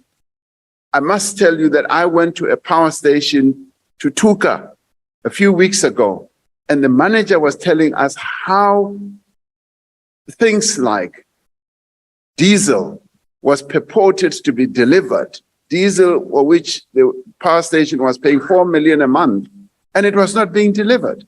And he literally had to run after somebody who was driving a truck to stop them because they were lying in saying that they were delivering diesel. So we've got now managers and executives who are unraveling a lot of corruption that has been ongoing. Now you say, give a guarantee. And I say, yes. Now the awareness about corruption has heightened, and the pursuit of the corruptors or the thieves has gone to a higher level. And so when these units are being built now, we're going to be watching this like hawks. And we brought in the South African police as well, who are also getting involved, and the SSA is also getting involved in looking very closely at what is happening at Eskom. So you say, will proper procedures be followed? Yes, we are going to follow proper procedures, because Eskom was, the bed of corruption. And now we are focusing more attention and making sure that proper procedures are followed, proper governance is followed, and the procurement process is also such that it is properly done. So I'm having quite a lot of confidence in our ability to finish these units and finish them within the budgeted amounts that we have put out. Thank you, Honorable Speaker. Thank you, Honorable President. Question number 16. Question number 16 has been asked by the Honorable SM Chapter. The President. Honorable Speaker and honorable members, while the matter of illicit financial crimes was not discussed at the bilateral with the US President Joe Biden, this matter has been discussed specifically at the G20 meetings, where a number of our ministers and officials attend over time. And as we prepare to go to the next G20, this matter has been discussed, where the US as well as South Africa are also members. The discussions at the G20 are based on agreements that arise from the inclusive framework on base erosion profit shifting. The inclusive framework on base erosion and profit shifting consists of 137 countries who collaborate on the implementation of 15 action items covering areas such as the digital economy, harmful tax practices, treaty abuse, and dispute resolution. The South African reserves, the SARS, our SARS, Revenue Service that is, established an illicit economy unit 2 years ago, and it is seized with fighting illicit financial crime. As part of rebuilding process, SARS has also reconstituted the Customs and Excise Unit, the Large Business and International Tax Unit, and the High Wealth Individuals Unit. These units operate distinctly but complement each other in the fight against illicit financial crime. SARS cooperates with the United States Internal Revenue Service on matters such as benchmarking, training, and investigations. There is no reason to set up a separate agency within or outside of SARS, which is the only organ of state administering our tax laws and hence implementing the laws we have enacted to give effect to the action items in inclusive framework on base erosion and profit shifting. The government has adopted a whole of society approach on this matter. Industry, civil society, regulators, financial institutions, and law enforcement agencies cooperate in 2 interagency working groups with the sole purpose of combating illicit economic activities. I see there's a lot of excitement in the House when I say whole of society involvement. I'm so glad that honorable members are so in love with this concept, and I hope they recognize that that is precisely what government is committed to doing. Thank you, Honorable Speaker. Thank you, Honorable President. The first supplementary question will be asked by the Honorable SM Chapter. Thank you, Honorable Speaker. Honorable President, this Parliament recently approved the Multilateral Convention to implement tax treaty-related measures to prevent base erosion and profit shifting. The US has also approved this convention. Part of the underlying currents giving rise to these crimes is the role of professional enablers in creating illicit offshore accounts and shell companies for criminals, such as lawyers, accountants, financial institutions, corporate and trust service providers.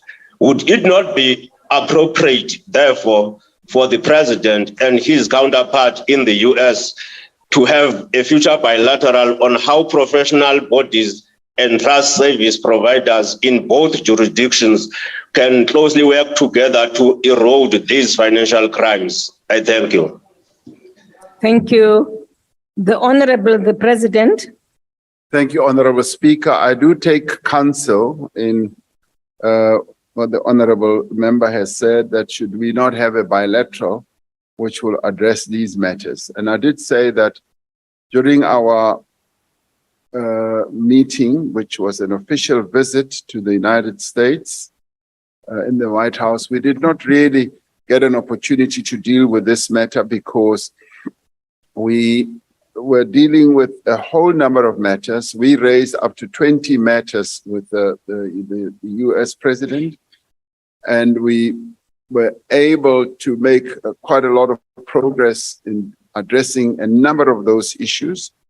This matter is being dealt with at the G20 level, and I say we will take counsel from what the Honorable Member is saying, because when we next interact with each other, we could also raise this matter, which is important for both countries. And so we should be able to take it forward. But it will also be against the backdrop of what we are doing at the G20, because that is where our officials, our various ministers participate with others from various countries of the G20 to deal with matters such as these. But taking this type of matter up on a bilateral basis also helps. But at the G20 level, we're then able to craft protocols and rules that should be followed by many countries. As you had, 137 countries have been able to participate and sign on to this process that deals with this matter. And the G20, which is an important voice that involves not only your developed economy countries, but also your developing economy countries. So when we do meet in Indonesia in a few weeks, this is one of those matters that is going to be top of the agenda, as it has been addressed by our officials as well as ministers. But we do take counsel from that, and thank you very much, Honorable Speaker. Thank you, Honorable President. The second supplementary question will be asked by the Honorable Tim Gweba. Thank you very much, Honorable Speaker. Mr. President, We need a holistic society approach to deal with economic acts of sabotage of the revenue base of our country. We do not need a separate agency, but rather better results from the existing agencies. What we do not see is a commitment by corporate South Africa and global monopolies in acknowledging that it is they who have presided over the manufacture of these corrupt practices.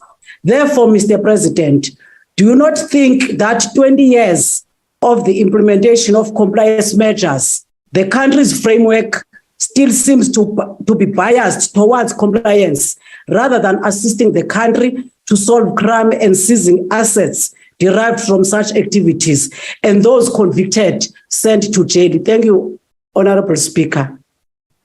Thank you, Honorable Member. The President. Thank you, Honorable Speaker.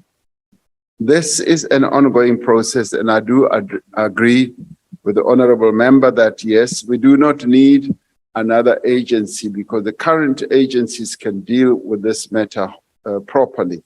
And in fact, as I said earlier, SARS has set up all these units that work distinctly on their own, but on a cooperative basis. So the one hand knows what the other hand is doing. And therefore, we are seeing quite a lot of progress. And I hear the Honorable Member clearly when she said that we don't see a commitment from corporate South Africa. And to the extent that there is no commitment, the law and what SARS is doing will catch them out.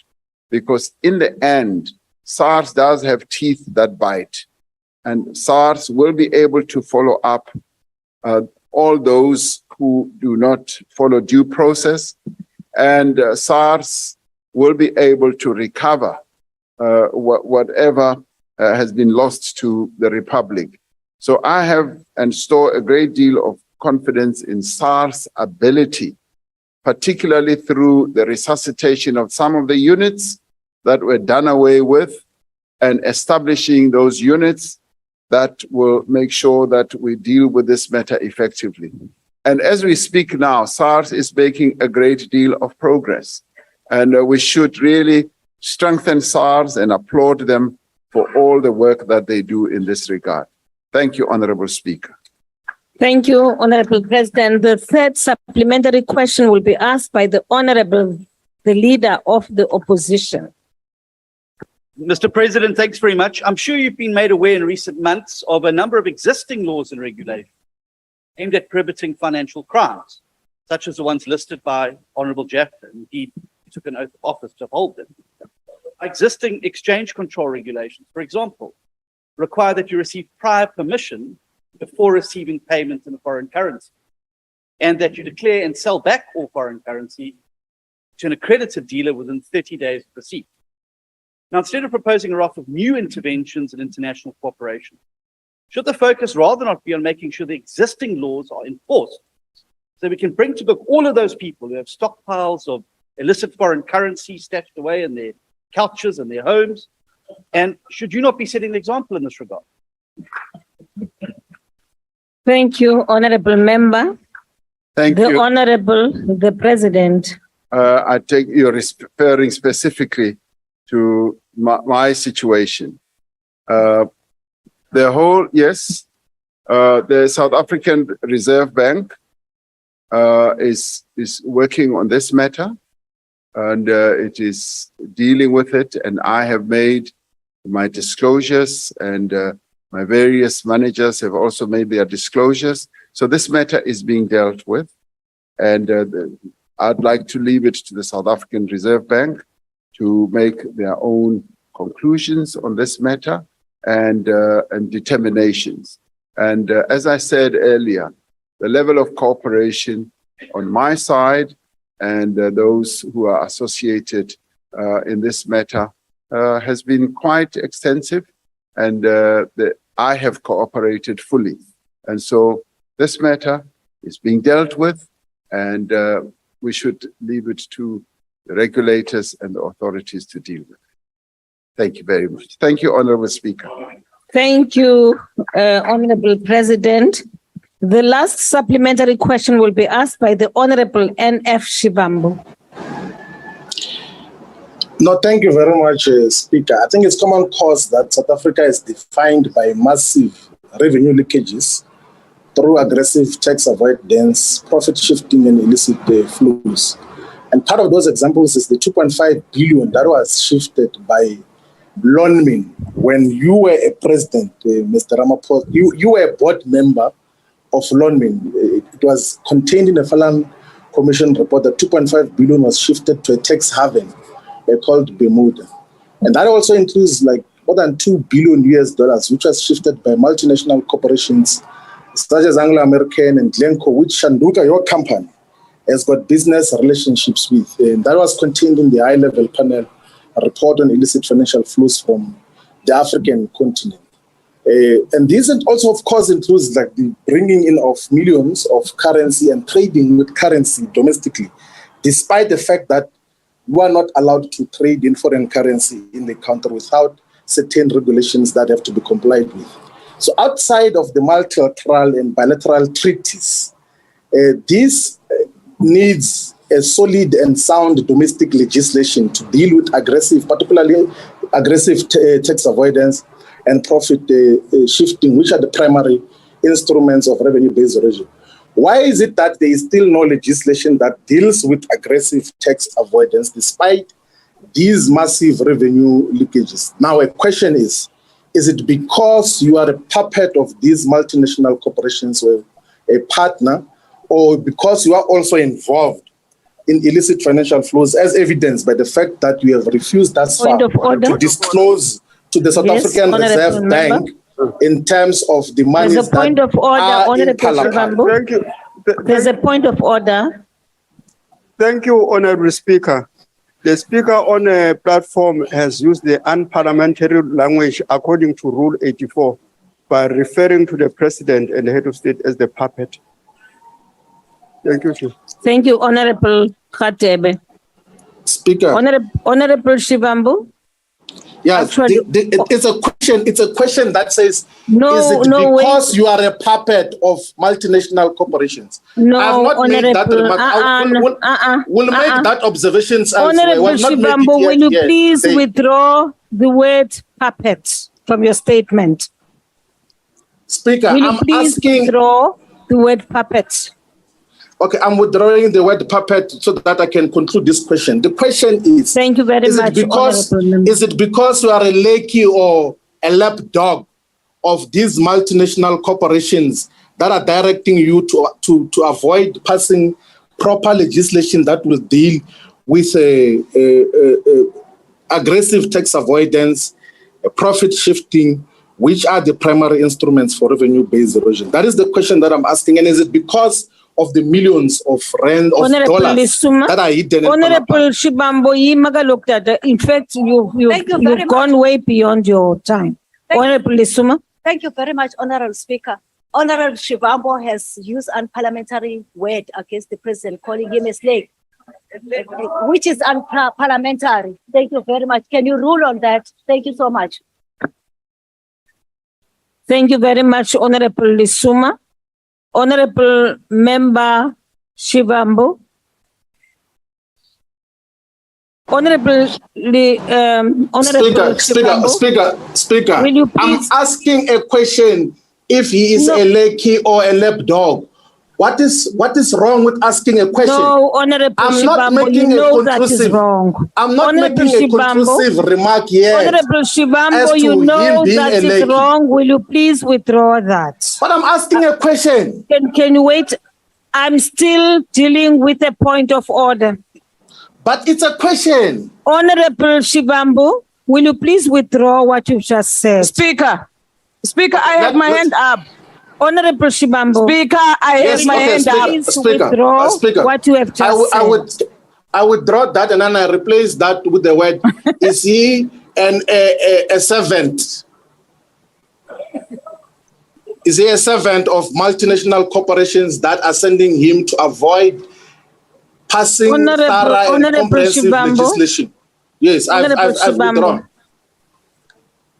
Honorable Shivambu, earlier on, I had talked to some of the things which we need to avoid and names which we need not use in calling out one another or in describing our personalities as individuals. I'm really appealing to you. You have withdrawn, but I want to make an appeal that we do not use such language in this house again. Thank you very much, Honorable Shivambu. Now, yes, I'm also Stombe Nix, Honorable Mkalipi. Okay. Yes, will you raise what you wanted to raise? Yeah, Speaker, I'm just cautioning you. We are doing the same mistake that you've done with Honorable Mautwe. Allow the president to answer the question. It's a question and session. Thank you very much. Just allow him. Thank you. Don't be a buffer zone between you and the president. Thank you very much. Honorable Mkalipi. Honorable Mkalipi. I've not prevented the president from responding to the question raised by Honorable Shivambu. What I am doing is exactly what you know should not happen, should be done in the chamber. That is to withdraw words which seek to portray a person in a particular way. No, you may not agree, but it's in the rules actually. Okay, I will tell you now. Thank you. But Honorable, no, you see, Honorable Klaso, Mr. Klaso, you are causing confusion. And now he's latching onto that. No, don't do that. Honorable Member Mkalipi, please, man, let us not throw names that seek to impugn our dignity and our integrity as honorable members. I'm just making an appeal, honorable member, please. We now proceed to allow the president to respond, minus what has been withdrawn. Honorable President, it's not in the statement. Okay, thank you, Honorable Speaker. I did, however, want to say, the last time I checked myself, I am not a lapdog. I don't go about licking other dogs, and I'm not a puppet, so I'm least concerned about that reference. Because you can only be concerned if you are a puppet or if you are a lapdog, and I'm not. So what he has said passes on my back like water on a duck, so I'm least concerned. So, but more importantly, I think Honorable Shivambu does raise an important point that rather than rely on multilateral processes and institutions as well as regulations, which are necessary, by the way, if we are to do this on a global basis, we should pass our own laws. And that process, obviously, is a process that is underway. Treasury is looking closely at this. SARS is also involved, and indeed our various agencies. And this matter has been obviously brought more to the fore through a number of other processes. And I should say that at the AU level, our former President Thabo Mbeki was involved in leading a process of looking at the financial flows, illicit financial flows out of our continent. And he and his team found that there are billions and billions of dollars that flow out of our continent illicitly. And AU has been seized with this matter. And the AU is a multilateral institution. And that has brought home, not only to our continent, but to many other parts of the world, that we need to tighten the illicit flow of money. And we are involved in that process. And I think the various agencies that we've got, SARS included, the Reserve Bank included, as well as Treasury. This is a matter that is top of the agenda for them, and looking more broadly, including a whole number of initiatives that continue to be made as technology advances. So using technology and using really good laws, or processes, which we learn from the multilateral institutions and various bodies, including the BRICS, including the G20, G7, and the UN, and all that. All of this brings about a combination that is going to help us a great deal, even as a nation. So, Mr. Minister, I said Minister, Honorable Shivambu has raised quite an important point. Yeah, so Order. What a Freudian slip I have made. Freudian slip, yes. Yeah. So in the end, one welcomes the thought he has put forward about having national legislation. But I would even say, Honorable Shivambu, it's tightening national legislation to make sure that precisely the issue that you have raised is properly addressed. Thank you very much, Honorable Speaker. Thank you, Honorable President. Question number 17 has been asked by the Honorable L.N. Manu, the President. Honorable Speaker, the protection of our rail infrastructure is vital for the functioning of our economy and for the well-being and development of our people. We have therefore been working hard with several stakeholders to end the criminal destruction of this vital infrastructure. We are seeing improvements with respect to the security of our rail lines. An example of this is the cooperation between Transnet and the South African Police Service to secure the North Rail Corridor, which has led to a significant reduction in crime and the various derailments that have been happening. The South African Police Service has established economic infrastructure task teams in 22 priority districts to tackle all crimes that damage the country's economic assets. As part of our concerted efforts to curb these crimes, last month, government published draft proposals to address widespread theft of copper cable and other forms of metal from public infrastructure. The draft measures propose a 6-month export prohibition on scrap and waste metal, including copper cable, together with a permit system for export of specified semi-processed metal products. In terms of the National Key Points Act, the rail network does not qualify for declaration as a national key point. This is because it is not addressed specific and would not be able to meet the minimum physical security standards that are required for implementation of a national key point facility. The Critical Infrastructure Protection Act, which is being finalized, will replace the National Key Point Acts, and it will define infrastructure to include any transport network or network for the delivery of electricity or water. The Critical Infrastructure Protection Act still needs to be operationalized in conjunction with the promulgation of the regulations of the Act. The Criminal Matters Amendment Act of 2015 provides for several legal sanctions for acts of theft or destruction of economic infrastructure.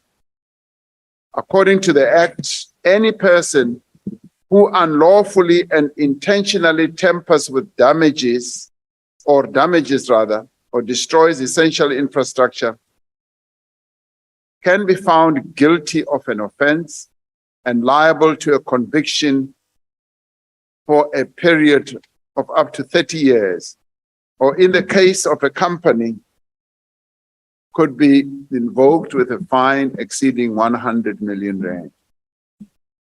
This essential infrastructure includes infrastructure required for the provision of energy, transport, water, sanitation, and communication.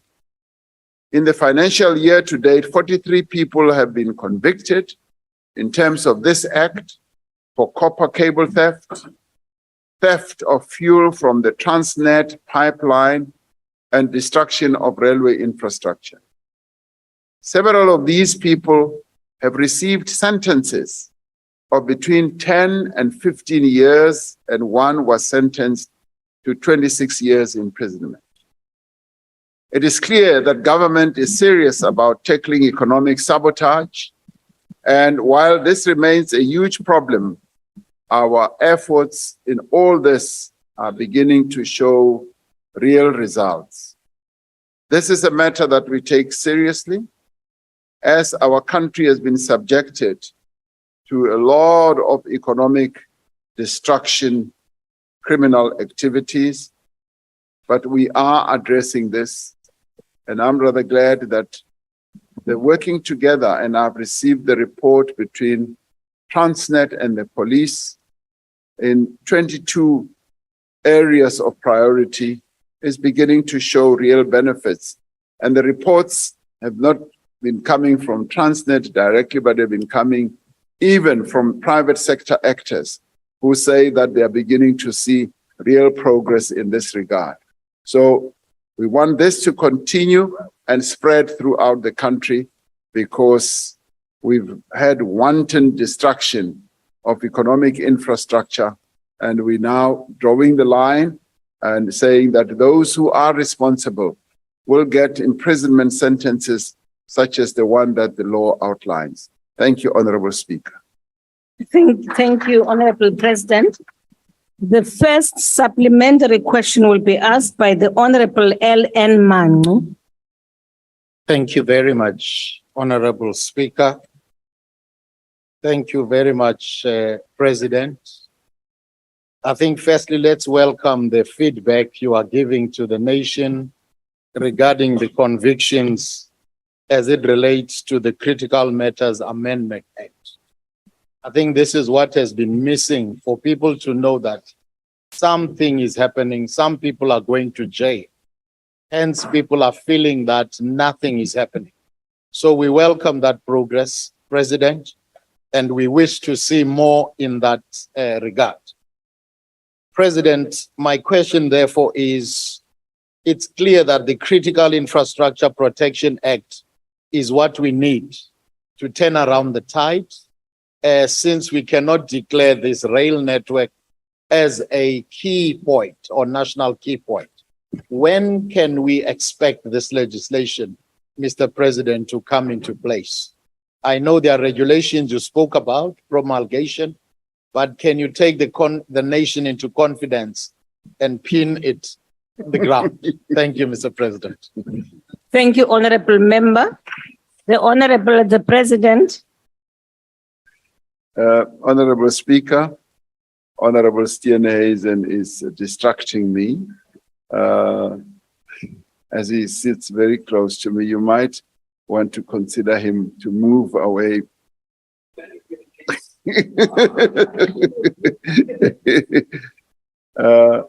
Honorable Speaker, Honorable Mangu, yes, this is an important piece of legislation that we will rely on to make progress in this regard. But what is pleasing is that we are already seeing progress. As one visits various countries on the continent, you hear a number of countries also experiencing exactly the same problem. Cable theft in various countries, in Kenya, in Malawi, and all that. And we all are being subjected to acts of criminality, on economic infrastructure. And a number of countries have imposed really drastic measures. And in part, the ban that we have imposed for 6 months is something that, in our view, should stop criminal activities in this regard. And the regulations that you would like me to pin a date to should be finalized shortly. I have not been able to pin down those who are drafting those regulations so that they can give us a specific date.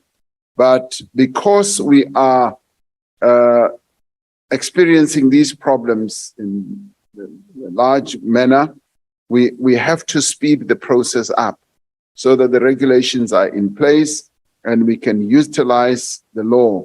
The good thing is that, yes, action is being taken proactively through the cooperation of the subs, as well as Transnet, and indeed as well as a number of actors in the private sector working together with their own personnel.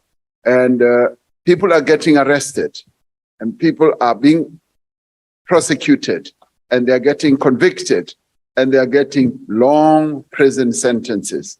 This is precisely what we want to see.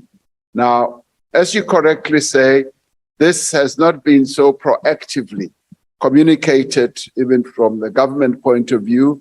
And this is a communication that should be spread around so that our people know that there are these initiatives that government is taking to protect our economic infrastructure.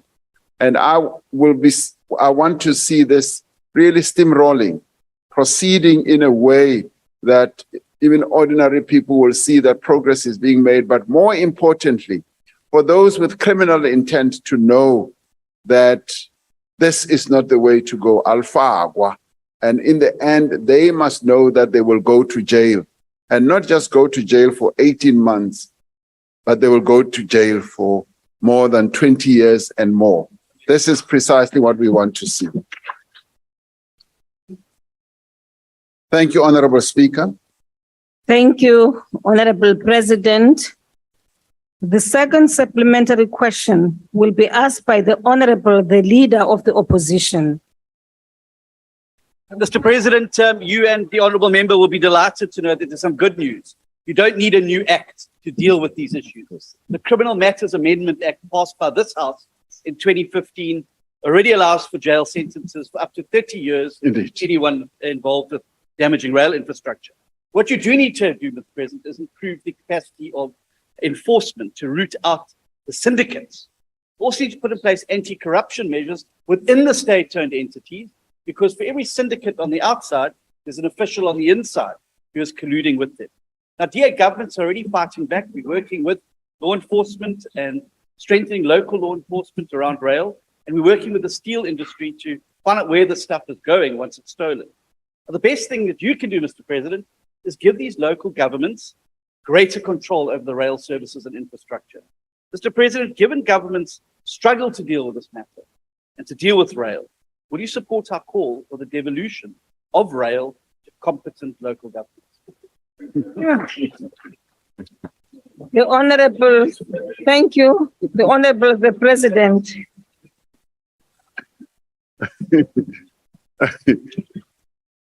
Thank you, Honorable Speaker. Somehow, even as Honorable Steenhuisen was speaking in a very supportive way, I knew there was a catch in what he was about to say. Honorable Speaker, Honorable Steenhuisen is right. We need to focus on enforcement and to deal with the syndicates, because as he correctly says, there are syndicates that operate in this sector. It's not only the person who is cutting the cable and carting it away on a little trolley, who is the main actor. The main actor sits elsewhere, and there are syndicates that operate. And in a way, they are also global syndicates. They don't only operate in South Africa, they operate right across the globe. So that is what we need to focus on and make sure that there is. And I'd like to say that given the progress that is being made all round, and including what Honorable Steenhuisen says that DA, where it governs, is making progress. Nationally, progress is being made. The reason that these people are being sent to jail in terms of the act that you have referred to is precisely because we are making progress, we are focusing and having increased focus in this area. And I'm seeing us even making greater breakthroughs as we move on. As to where the responsibility should reside, that is a matter, obviously, that can be debated, it can be looked at, but right now, I'm more focusing on the issue of enhancing the enforcement and going after the syndicates. And because the syndicates operate, as I said, globally as well as nationally, we do need national involvement, and the entire national system must be involved. Obviously, and this should please you, Honorable Steenhuisen, obviously working with provinces and working with our local government. So it must be seen as an all-inclusive type of process rather than an exclusive type of process. Now, I would like to see us working in an integrated manner, in a joined-up government type of manner, where we break down the silos of just local government, provincial and national, and it should cut right across. And in that way, I guess we will make even greater progress and will put more people behind bars who interfere with our economic infrastructure. Thank you, Honorable Speaker. Thank you, Honorable President. The third supplementary question will be asked by the Honorable Mkhaliphi. Can you call bouncers? Order, honorable members. Thank you very much, Speaker. Mr. President, as part of your campaign for the last general elections, you took a train ride in Gauteng, and the train got stuck with you in it. As usually, you expressed shock and committed to fixing the problems facing PRASA, and you even promised to have a bullet train before the end of your first term as president. The situation has gotten worse since then, and the train service are completely halted in many parts of the country. To whom do you attribute your failure to deliver on your promises of getting PRASA back on track? And why are there no consequences for those responsible for the gross incompetence and disservice to our people? Thank you very much, honorable member. The President. Thank you, Honorable Speaker. PRASA was one of those entities that was seriously captured. And the rate and the depth of corruption that prevailed in PRASA was quite extensive. And that is why PRASA was brought almost to its knees. And processes to rebuild PRASA are now underway, and they are moving ahead with great determination.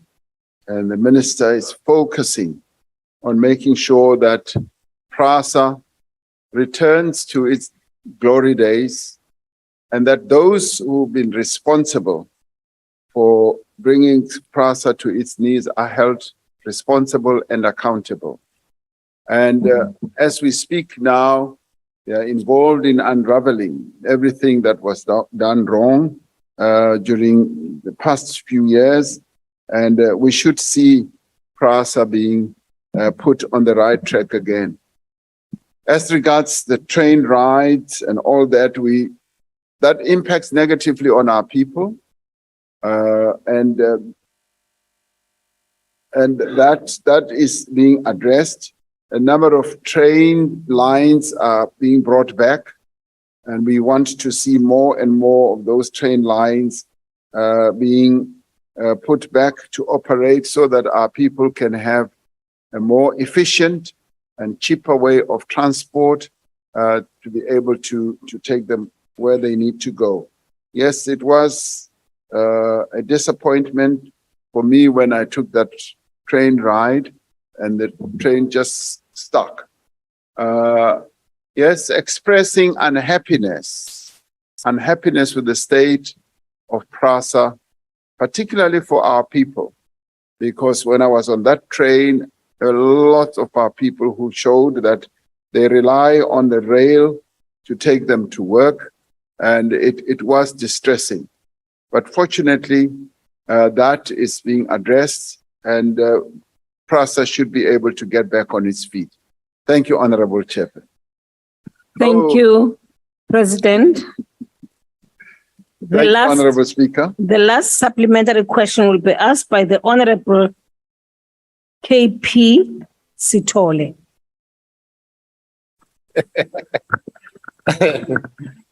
Thank you, Honorable Speaker. Honorable President, given that the rail infrastructure is of common national interest, it is fitting, Honorable President, that it is declared a national key point. Considering this, President, we need to understand the root cause of why this seems to be ongoing destruction of this rail network. I would like to know how we would have capacitated the South African police services and under the relevant law enforcement stakeholders to identify the root cause of this destruction of this network, which may uncover link to a possible syndicate that will benefit from the destruction of the rail network. I thank you.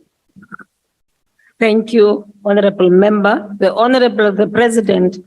Thank you, Honorable Speaker. As we said, closer examination, both economic, particularly legal, revealed that we were not able to classify the rail network as a national key point because there's no specific address.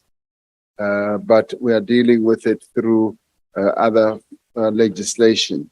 The South African Police Service is already seized with very extensive investigations in the causes, and not only the causes, but also those who may well be behind the destruction.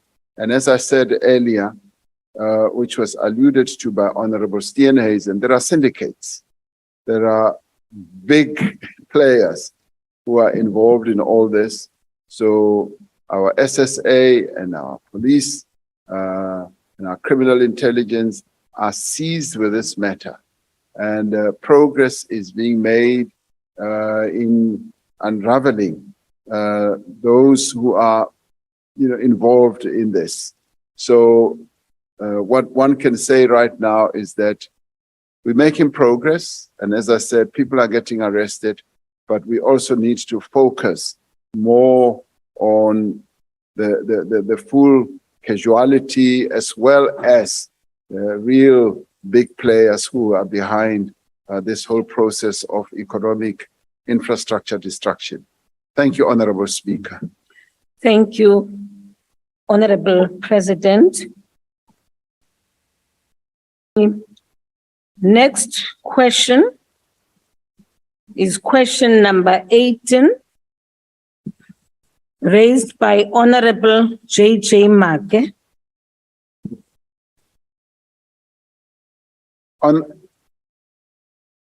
Should I go ahead? Yes, the Honorable the President, I'm Thank sorry. you. Thank you, Honorable Speaker.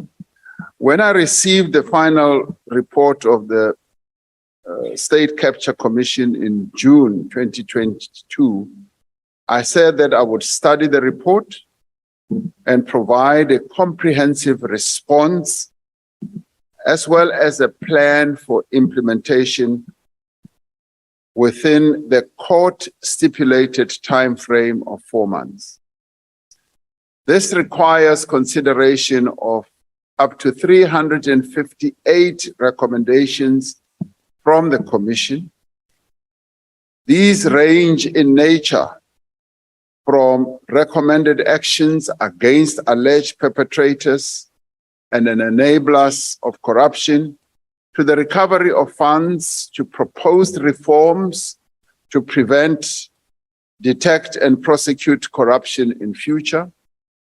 The work that is currently underway to consider these recommendations does not mean that we have been waiting for tabling of this response plan to start the process of implementation of recommendations made by the Commission.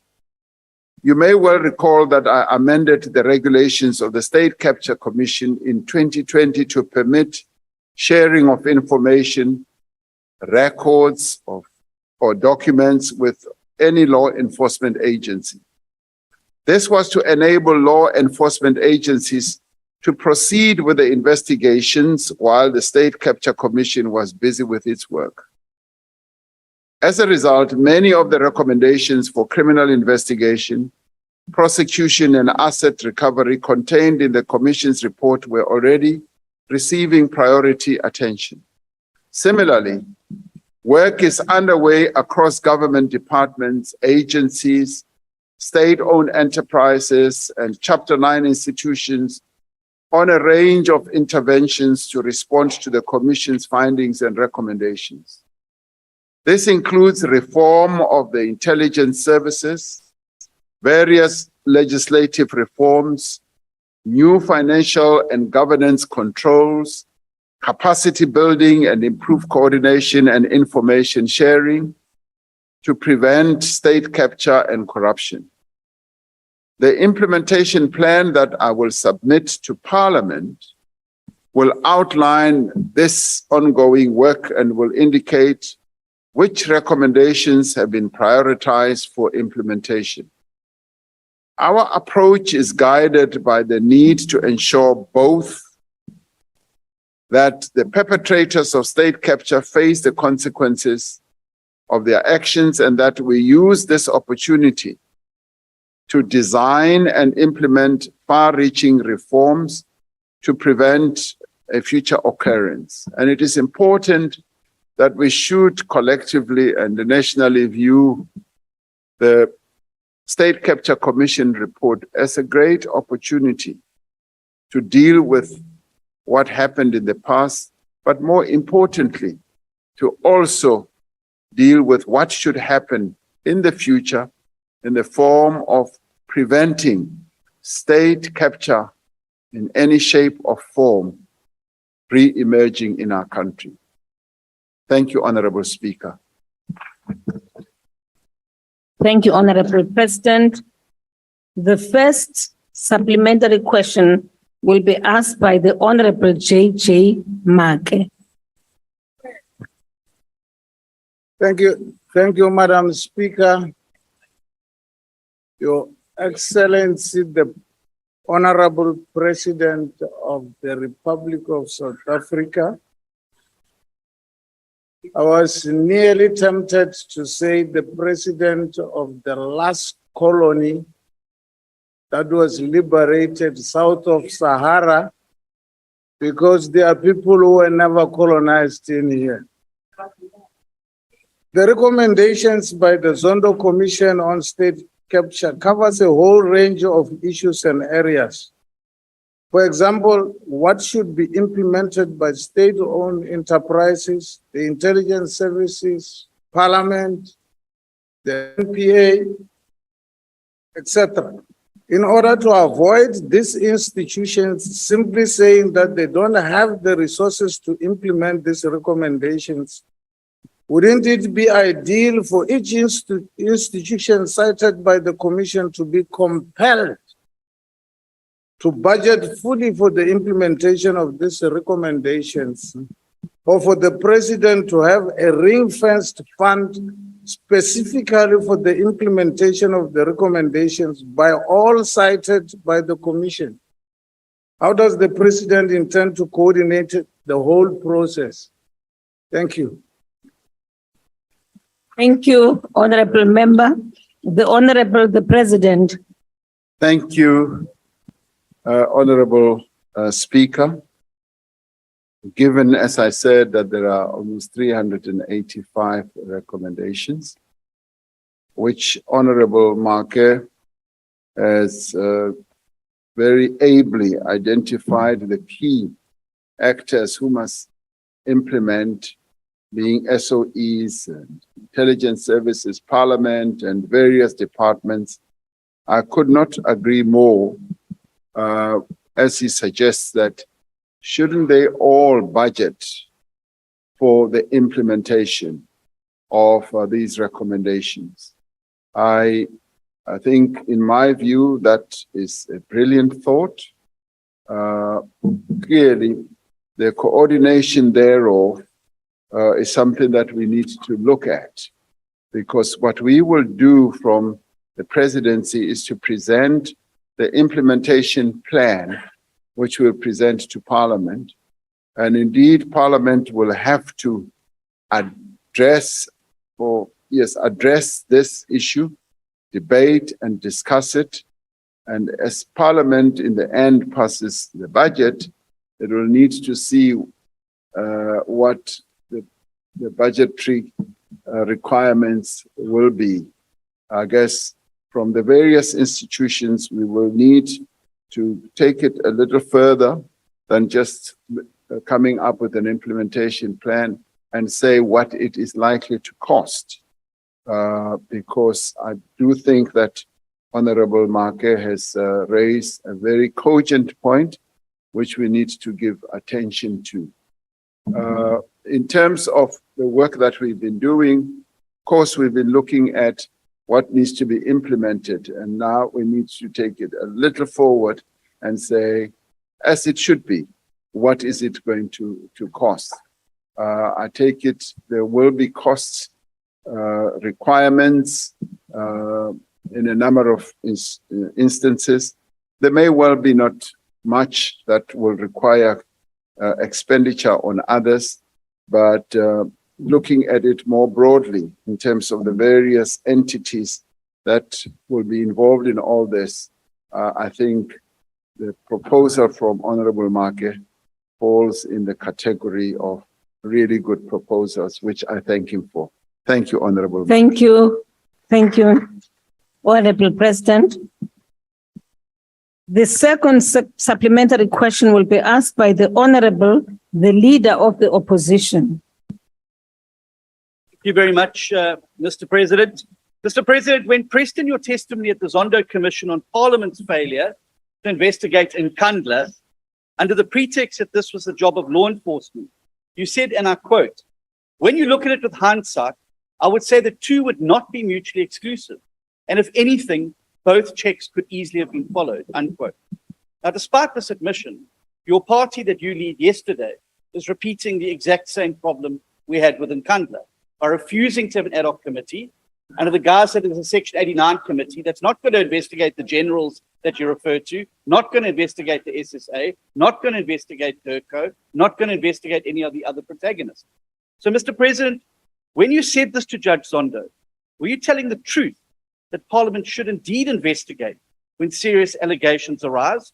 Or did you simply change your mind now that the matter and the shoe is on your foot and not Mr. Zuma's? Thank you. Thank you, Honorable Member.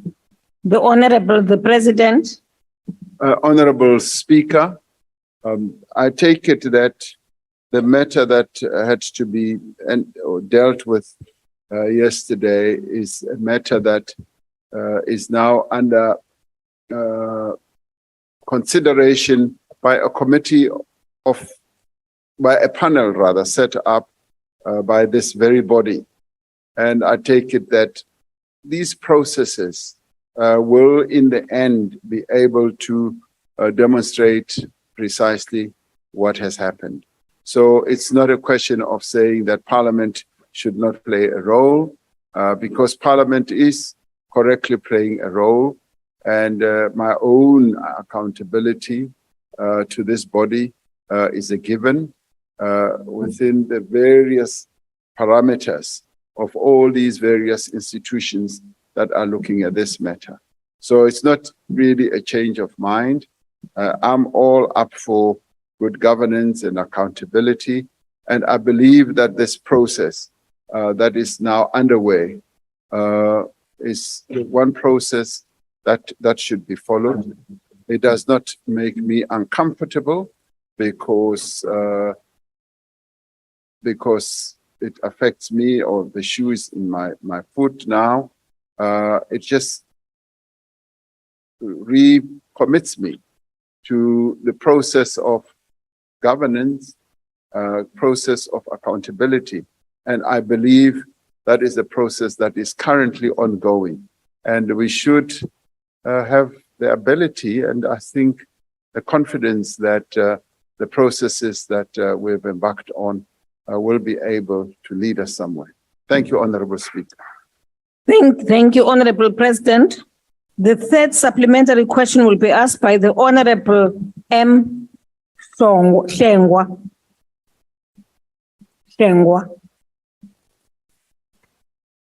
Honorable Shengwa, are you in the house or are you on the virtual platform? On the virtual platform, will you please open for Honorable Shengwa, please? Honorable Shengwa, you have the floor.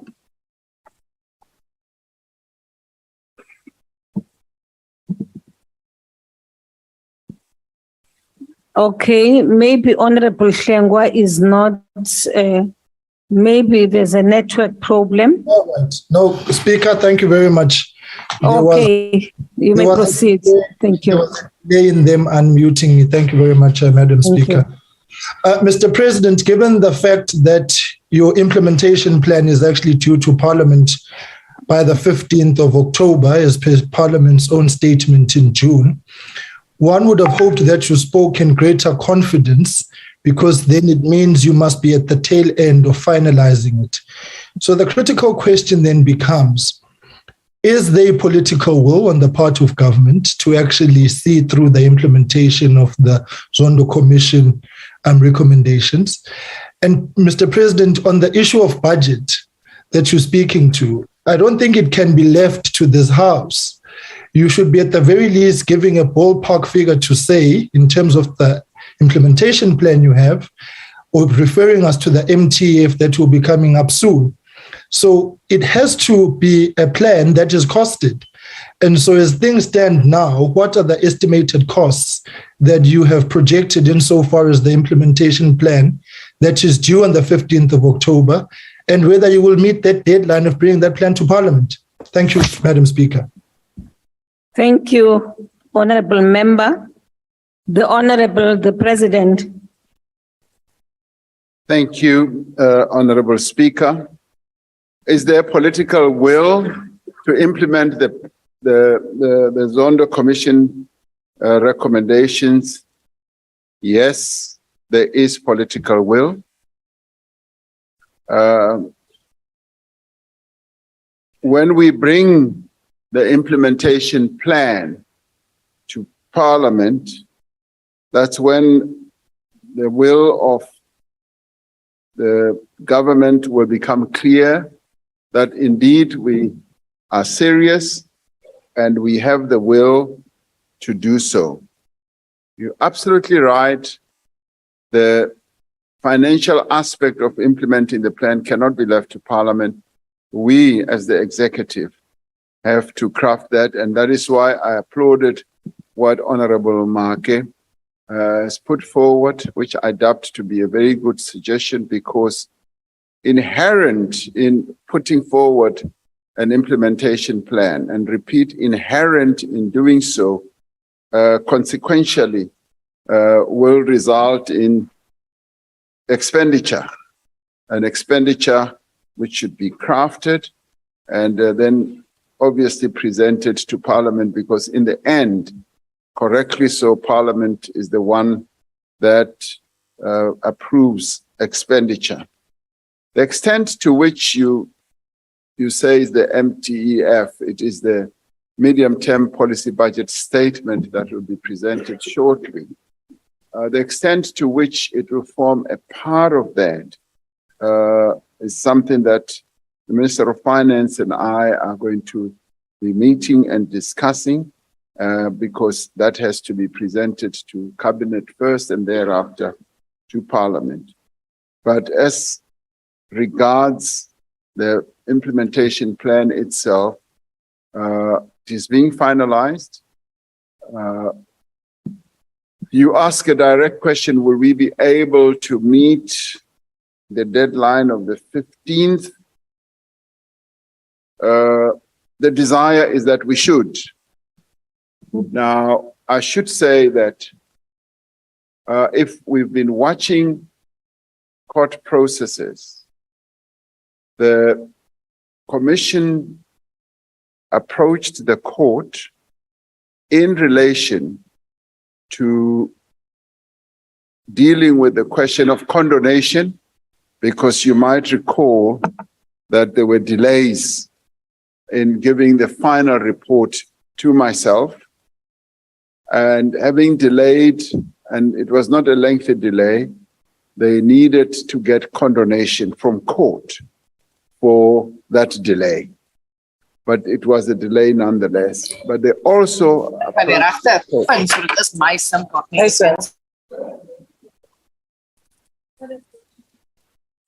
Honorable Desiree, please mute.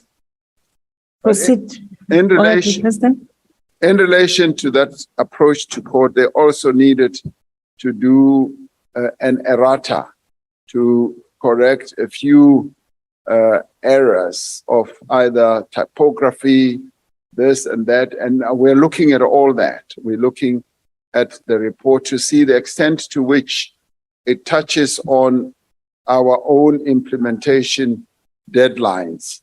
The desire is that, yes, we should meet that deadline.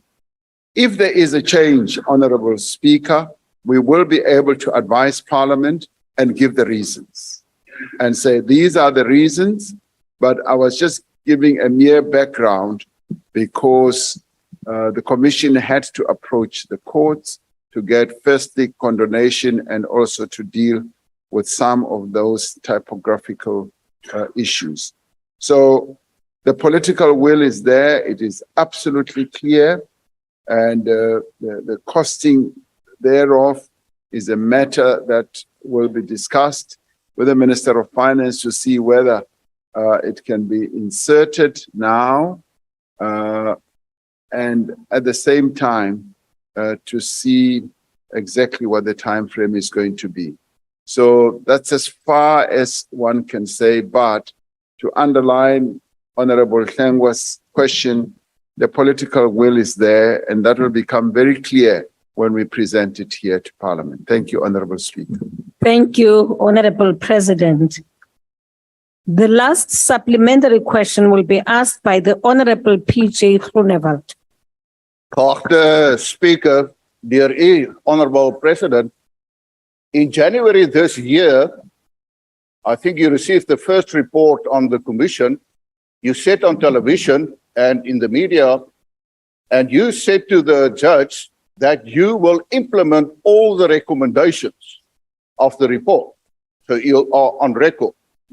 But in August the same year, in a court case, in terms of cadre deployment, you gave a sworn affidavit to the court where you said that you are not obliged to implement all the recommendations. Now, I think it's just fair that the public and the taxpayers who forked out almost 1 billion rand for the Commission must have certainty that you will ensure that all the recommendations be implemented.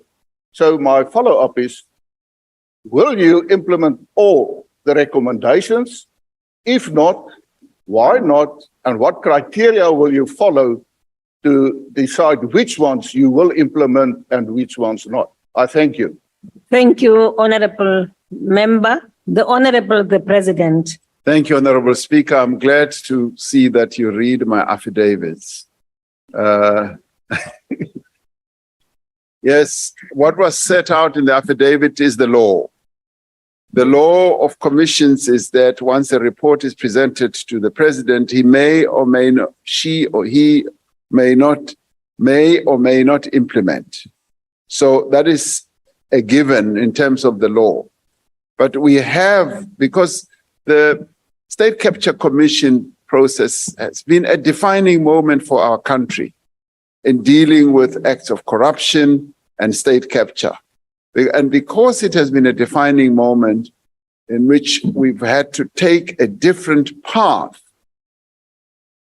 because the other path led to the disasters that we are living through as we wade our way from what was done wrongly in the past. is a path not to take, and we must depart from that. So the political will and the determination is that we must set ourselves on this path of moving away from state capture, dealing with state capture, and that is what has underpinned our will to say we will implement the recommendations of the Zondo Commission. And let me say, that is our commitment. We will implement. There may well be some, as you correctly say in the last part of your question, there may well be some that we will not be able to implement within a particular time frame. And we will need to look at phases of when some get implemented and so forth. And if there are challenges in as far as implementing, having stated our clear and a definite desire and wish and will, we will be able to say so. We will be able to give reasons why we are not able to do so. So that is then going to be put before Parliament. And Honorable Groenewald, that is when you will also get an opportunity to debate the matter and see whether what we are seeking to implement within various time frames or in a particular time frame is doable or not doable. So the good thing about the commission is that it was all public, very transparent, everybody knows, and the implementation plan is also going to be put forward. I've just been advised that the deadline for implementation plan to Parliament is currently the 22nd of October. My bad slip of the mouth, of the lip, and not the 15th of October. So it's the 22nd of October. I just wanted to make that clear, that that's what we are now looking at, which is not far from the 15th of October, as Honorable Shengwa was insisting on.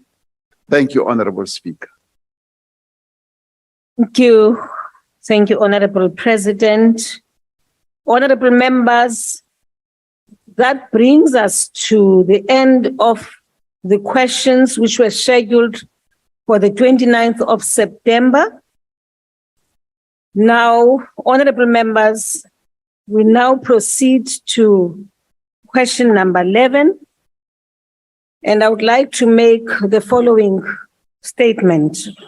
Honorable members, while it is the responsibility of the Speaker or any presiding officer to regulate proceedings in the House, it is not for the Speaker to prescribe how the President should respond to a question or make a political judgment on how a question has been responded to in the House. The issue of responses to outstanding supplementary questions has been widely canvassed in both the Chief Whip's Forum and the National Assembly Program Committee. Earlier this week, this House agreed to a motion to schedule supplementary questions in respect of question 11 of the 30th of August. The President responded to the initial question posed by Honorable Zungula on the 30th. Should a member not be satisfied with that response, there is now an opportunity to pose supplementary questions in the agreed order. And notwithstanding this, there are also further opportunities provided by the process of posing written questions. Honorable members, having clarified the matter, I will proceed to recognize members to ask supplementary questions as agreed by the programming structures and the House. Now, honorable members, I have the following members. I will first start with Honorable Zungula, who will raise the first supplementary question. Speaker, firstly, I need to correct you. in you attempting to provide some clarity which is misguided.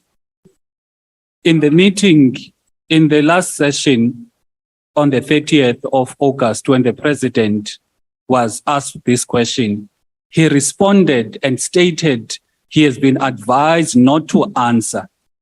Now, you can't come here, Speaker, and make it as if we were prescribing or we wanted you to prescribe how the president answers. Whereas in his own words, he stated he's been advised not to answer. So that is one thing I wanted to clarify. But let me proceed with the supplementary question. Mr. President, when you joined government in 2014, you stated you'll hand over your business interest to a blind trust where you will not have any sight of your investments and the operations of the business interest. If this is the case, why were you the go-to person to take action in the Phala case? Hence, you assigned the head of your protection unit to deal with the matter. Because when the crime was committed, the manager, whoever that the manager was in Phala would have been the relevant person to take action. However, in this case, it was yourself. It is you who confirmed to the House that you reported the case to the head of your protection unit. The second question, why does it seem, in fact, why do you have such intricate details? No, honorable member.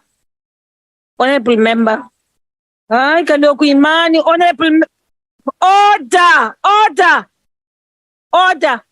You may not ask to your supplementary question more than one question. Speaker, it is one question. It is one question, Speaker. Honorable members.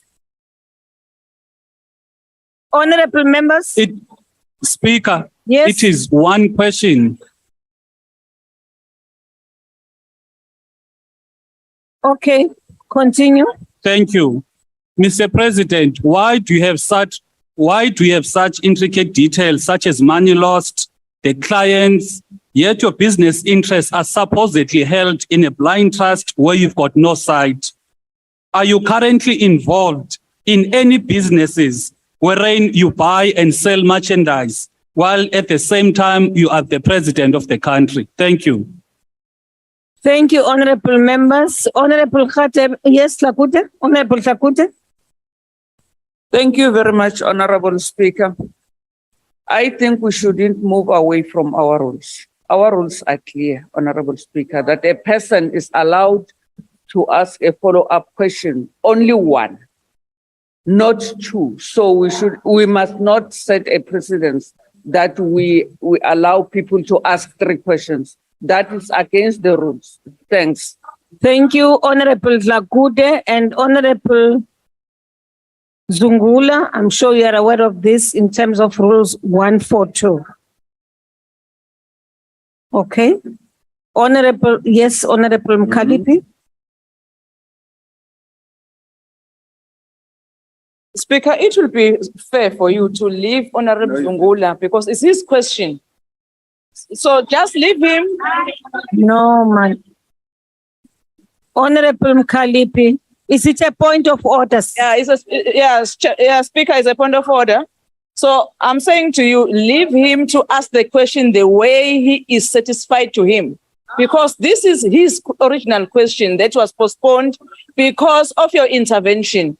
Secondly, Speaker, the president, the incoming president of South Africa, Julius Malema, is muted. So can you unmute him, Speaker, so he can do his follow-up question? Thank you, Speaker. Thank you. You may be seated. The Honorable, the President. Thank you, Honorable Speaker. The question was why was the report done by myself? Soon after it happened, I was informed that theft had been committed, and my manager informed me, and I immediately, whilst we were traveling in Addis Ababa, informed General Ruode, Now, when things such as these happen, yes, I am informed. When a car overturns and there's an accident, I'm informed. Not that I will immediately be able to take somebody to hospital or whatever, but I am informed because I'm an interested party about what happens. So that is why I was informed. And I was then able to inform a general of the police service who at the time was traveling with me in Addis Ababa. With regard to all these interests, I have declared, as I said, my farming activities, great passion for cattle farming and so on, that I have declared. The agricultural aspects or activities that I'm involved in. So that has been declared firstly here in Parliament, and thereafter when I became president, also to the secretary of the cabinet. And as part of that, also some properties that I own personally have also been disclosed. Now, I must say that initially the intention was to set up a blind trust, but I did then say I do not intend to be in any other form of business other than the agricultural sector, which I have declared. So that is why in the end, no such trust was formed, because this is the sum total of what I get involved in. Do I sell and buy merchandise? No. But does the entity buy and sell cattle and animals? Yes. That is what it does. And why does it do so? Because they multiply and you either have to cull them or whatever. And that is the situation that we are in. Thank you, Honorable Speaker. Thank you, Honorable President. The second supplementary question will be asked by the Honorable T.M. Jumat Peterson. Thank you very much, Honorable President. Honorable President, the questions that you are being asked right now are actually a little bit outdated. They're not that important because, respectfully, Honorable President, we welcome your commitment to cooperate with any and all investigations. And this is what you are doing. So why we are nitpicking on something which you have already agreed to do is actually just repeating the very same thing over and over again. So it is important to assert the rule of law, which is what you've done. You have accepted due processes and accountability. This is what a good and true leader. Order. Honorable members. Yes, Honorable Member, I'm sorry. Chairperson, or Honorable Speaker, we are allowed to heckle in the House, but we cannot drown a speaker on the platform. Thank you. Please. Thank you, Honorable. You may proceed, Honorable. Speaker, can you protect us from German cards? Aye, ma'am. Honorable Mkhalipi. Honorable Mkhalipi, don't do that, please. Please don't do that, please, ma'am. Mr. President, Honorable President, please take your seat. Honorable Jumat is still on the floor. Honorable President, No, Honorable, sorry. Honorable Mkhalipi, you are the most senior leader of your party who is here today. You are the Deputy Chief Whip. You said a few minutes ago, And I'm not going to allow you to conduct yourself in that way. I expect, no, you can't be heckling. Yes, you are. You are drowning the speakers, at least if you are not drowning the speaker. Jesus. Honorable. Now, please, Honorable. Please. Please, point of order. Yes, yes. What is the point of order? Thank you, Speaker. I'm raising a point of order on you, Speaker. Can you please be fair and consistent with all members of this House? You cannot treat members of the EFF as if they are stepchildren in this House. Whenever they raise their hands, whenever they raise their issues, you suppress them. But whenever members of the ANC are heckling, you are very much. So I'm calling an order on you, Speaker. Please take a seat. Point of order, please. Honorable members, you know, all of you, please just lower your hands. Lower your hands. Judith, lower your hands. Honorable members. Honorable Mkalipi, please lower your hand. Will you please lower your hands? Lower your hands. Honorable members, this supplement. Honorable Tina. Honorable, no man. I'm addressing you, all of you. I am saying lower your hand. You have 45 minutes and you've already taken 15 minutes on this question. You have exactly 45 minutes on this. Stop wasting time, honorable members. Please. Thank you. I now continue, Honorable Tina. Honorable President, would you update the House interactions with the various state institutions such as the Public Protector, the South African Reserve Bank, and the Directorate of Priority Crimes Investigations without compromising any confidences? Thank you. Thank you, Honorable Member. The President. Thank you, Honorable Speaker. As I said earlier, oh dear,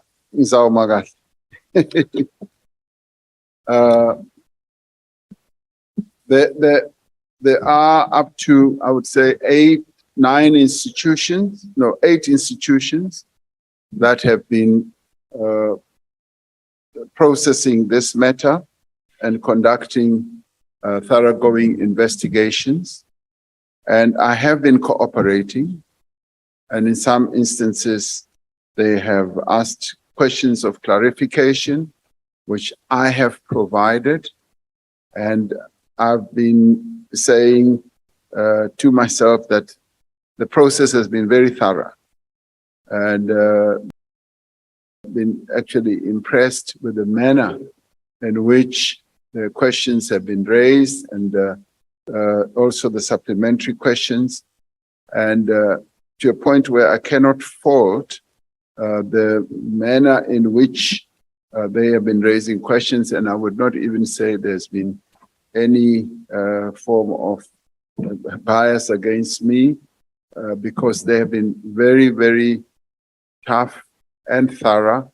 So my cooperation, which I articulated right at the beginning, has been solid, and it continues.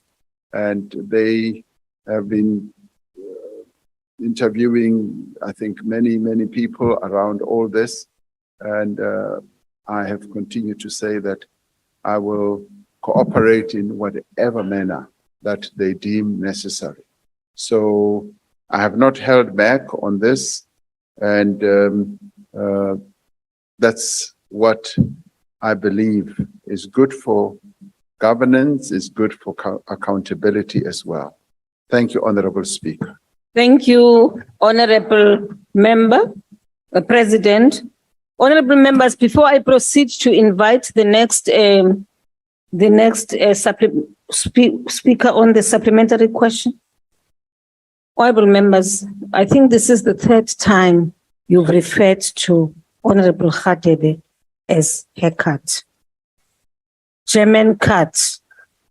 Yes, honorable members, yes, he has done a German cut, but his name is not German cut. He is Honorable Radebe. Please, honorable member. Please, please. I honestly am making a plea. You know, you honorable members have a way of just distracting us from what we are doing. Whether it's German or boycott, whatever, but there's a cut done. But that's not the name of the honorable member. Order, Speaker. Speaker is out of order. Honorable member, please, man. Please, let's not keep on referring to things which are not assisting us to move forward. Thank you. Honorable, the third supplementary question will be asked by the Honorable, the Leader of the Opposition. Thanks very much. Mr. President, you're absolutely right that you're entitled to private interests, and I've seen your register and they have been declared. And I think that goes beyond the question. The real question, however, is that in terms of Section 96 of the Constitution, it says that you must act in a way and to avoid or expose yourself to any situation involving a risk of a conflict between your official responsibilities and your private interest. Very clear about that. You can have the private interest, but there mustn't be a conflict. And Mr. President, you've said you reported the crime to a general. The Presidential Protection Unit is provided to you because you are the head of state and the president. It is a privilege you gain through your official title, not your private business interest. I would advance to you, Mr. President, there was a conflict of interest for you to use General Wally Roeder to go and recover debts that are accruing to your private business interest using state resources. It should have been done through a police station with a case being opened. Now, advance, Mr. President, I ask you, do you believe there's a conflict of interest? Thank you. Thank you, Honorable Member. The Honorable the President. Thank you, Honorable Speaker. On this matter, I honestly do not believe that I have exposed myself to a situation where there's a conflict of interest.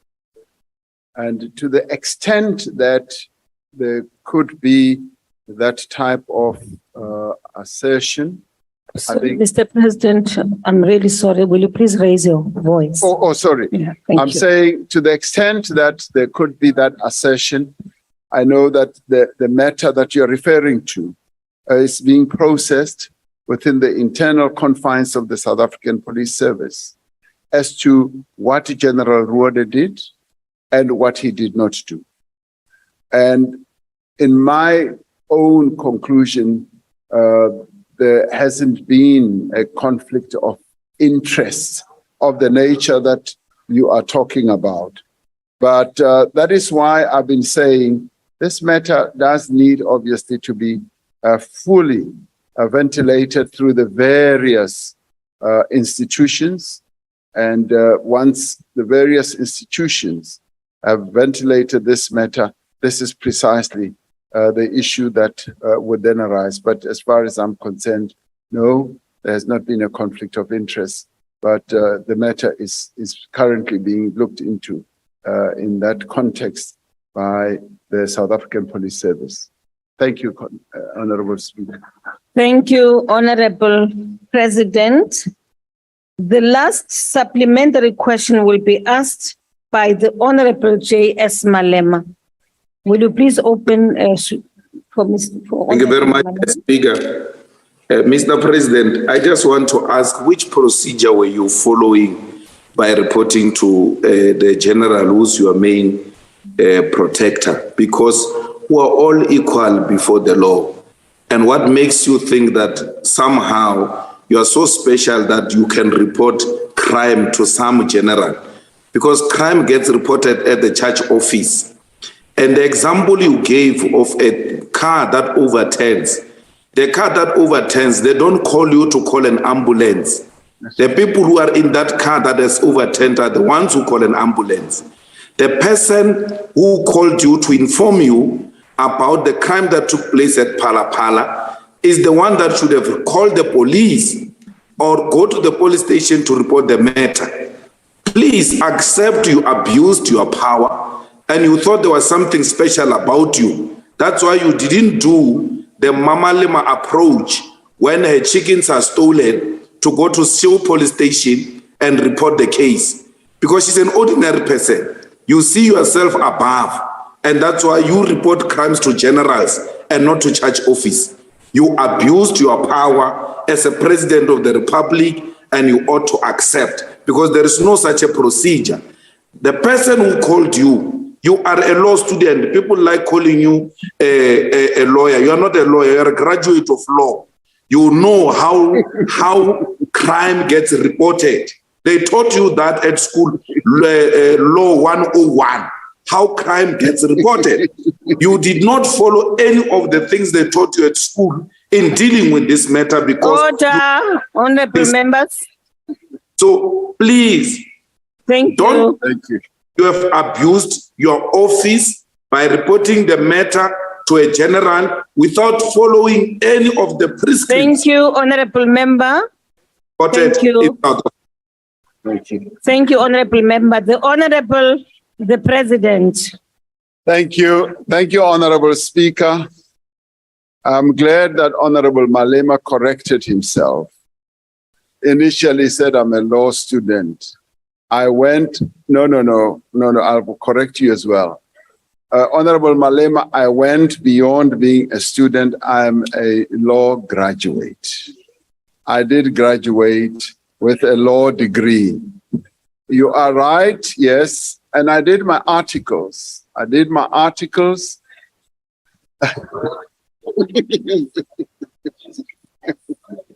Order, honorable members. Please, we are at the tail end of everything. You'll soon be out. If you want me to explain, I did my articles. I started off with a small firm and I ended up with a big firm. And when I was supposed, and then I wrote my board exam. And you can mark something negative about me. I passed the written part, I failed the oral. Now, when I failed the oral, soon thereafter, I got approached by the Council of Unions of South Africa, who said to me, we want you to come and work for us. That was not the question God was No, I'm coming. Honorable Zondo. It is the question. Honorable members. Order. Honorable Kekane. I'm giving you the context. No, honorable President, please, I think people are tired now. Will you just respond to this question and we close this question? Yeah, I like telling the story. Thank you. Yeah. Honorable President, you may continue. There are some members who would like to hear the story. Okay. So let me regale them with the story. Honorable members. So, no. Honorable President, you may continue. I then got approached by the Council of Unions of South Africa. And then I made the choice to pursue the union route and rather than to pursue the other one. So in the end, Honorable, I never qualified as an attorney. So I want to make that clear. I didn't qualify as an attorney. I am, however, a law graduate. Now, once the theft had occurred, I was informed, as I said, and I guess I may be repeating myself. And also, I need to answer that I don't believe I abused my power because I'm surrounded by police officials. And when I informed the general, I was informing a police official. And even at the time, on the farm, my manager interacted with police officials who were involved with the whole process. So I want to dispute the argument that I abused my power. I'm not the type of person who will abuse my position or my power.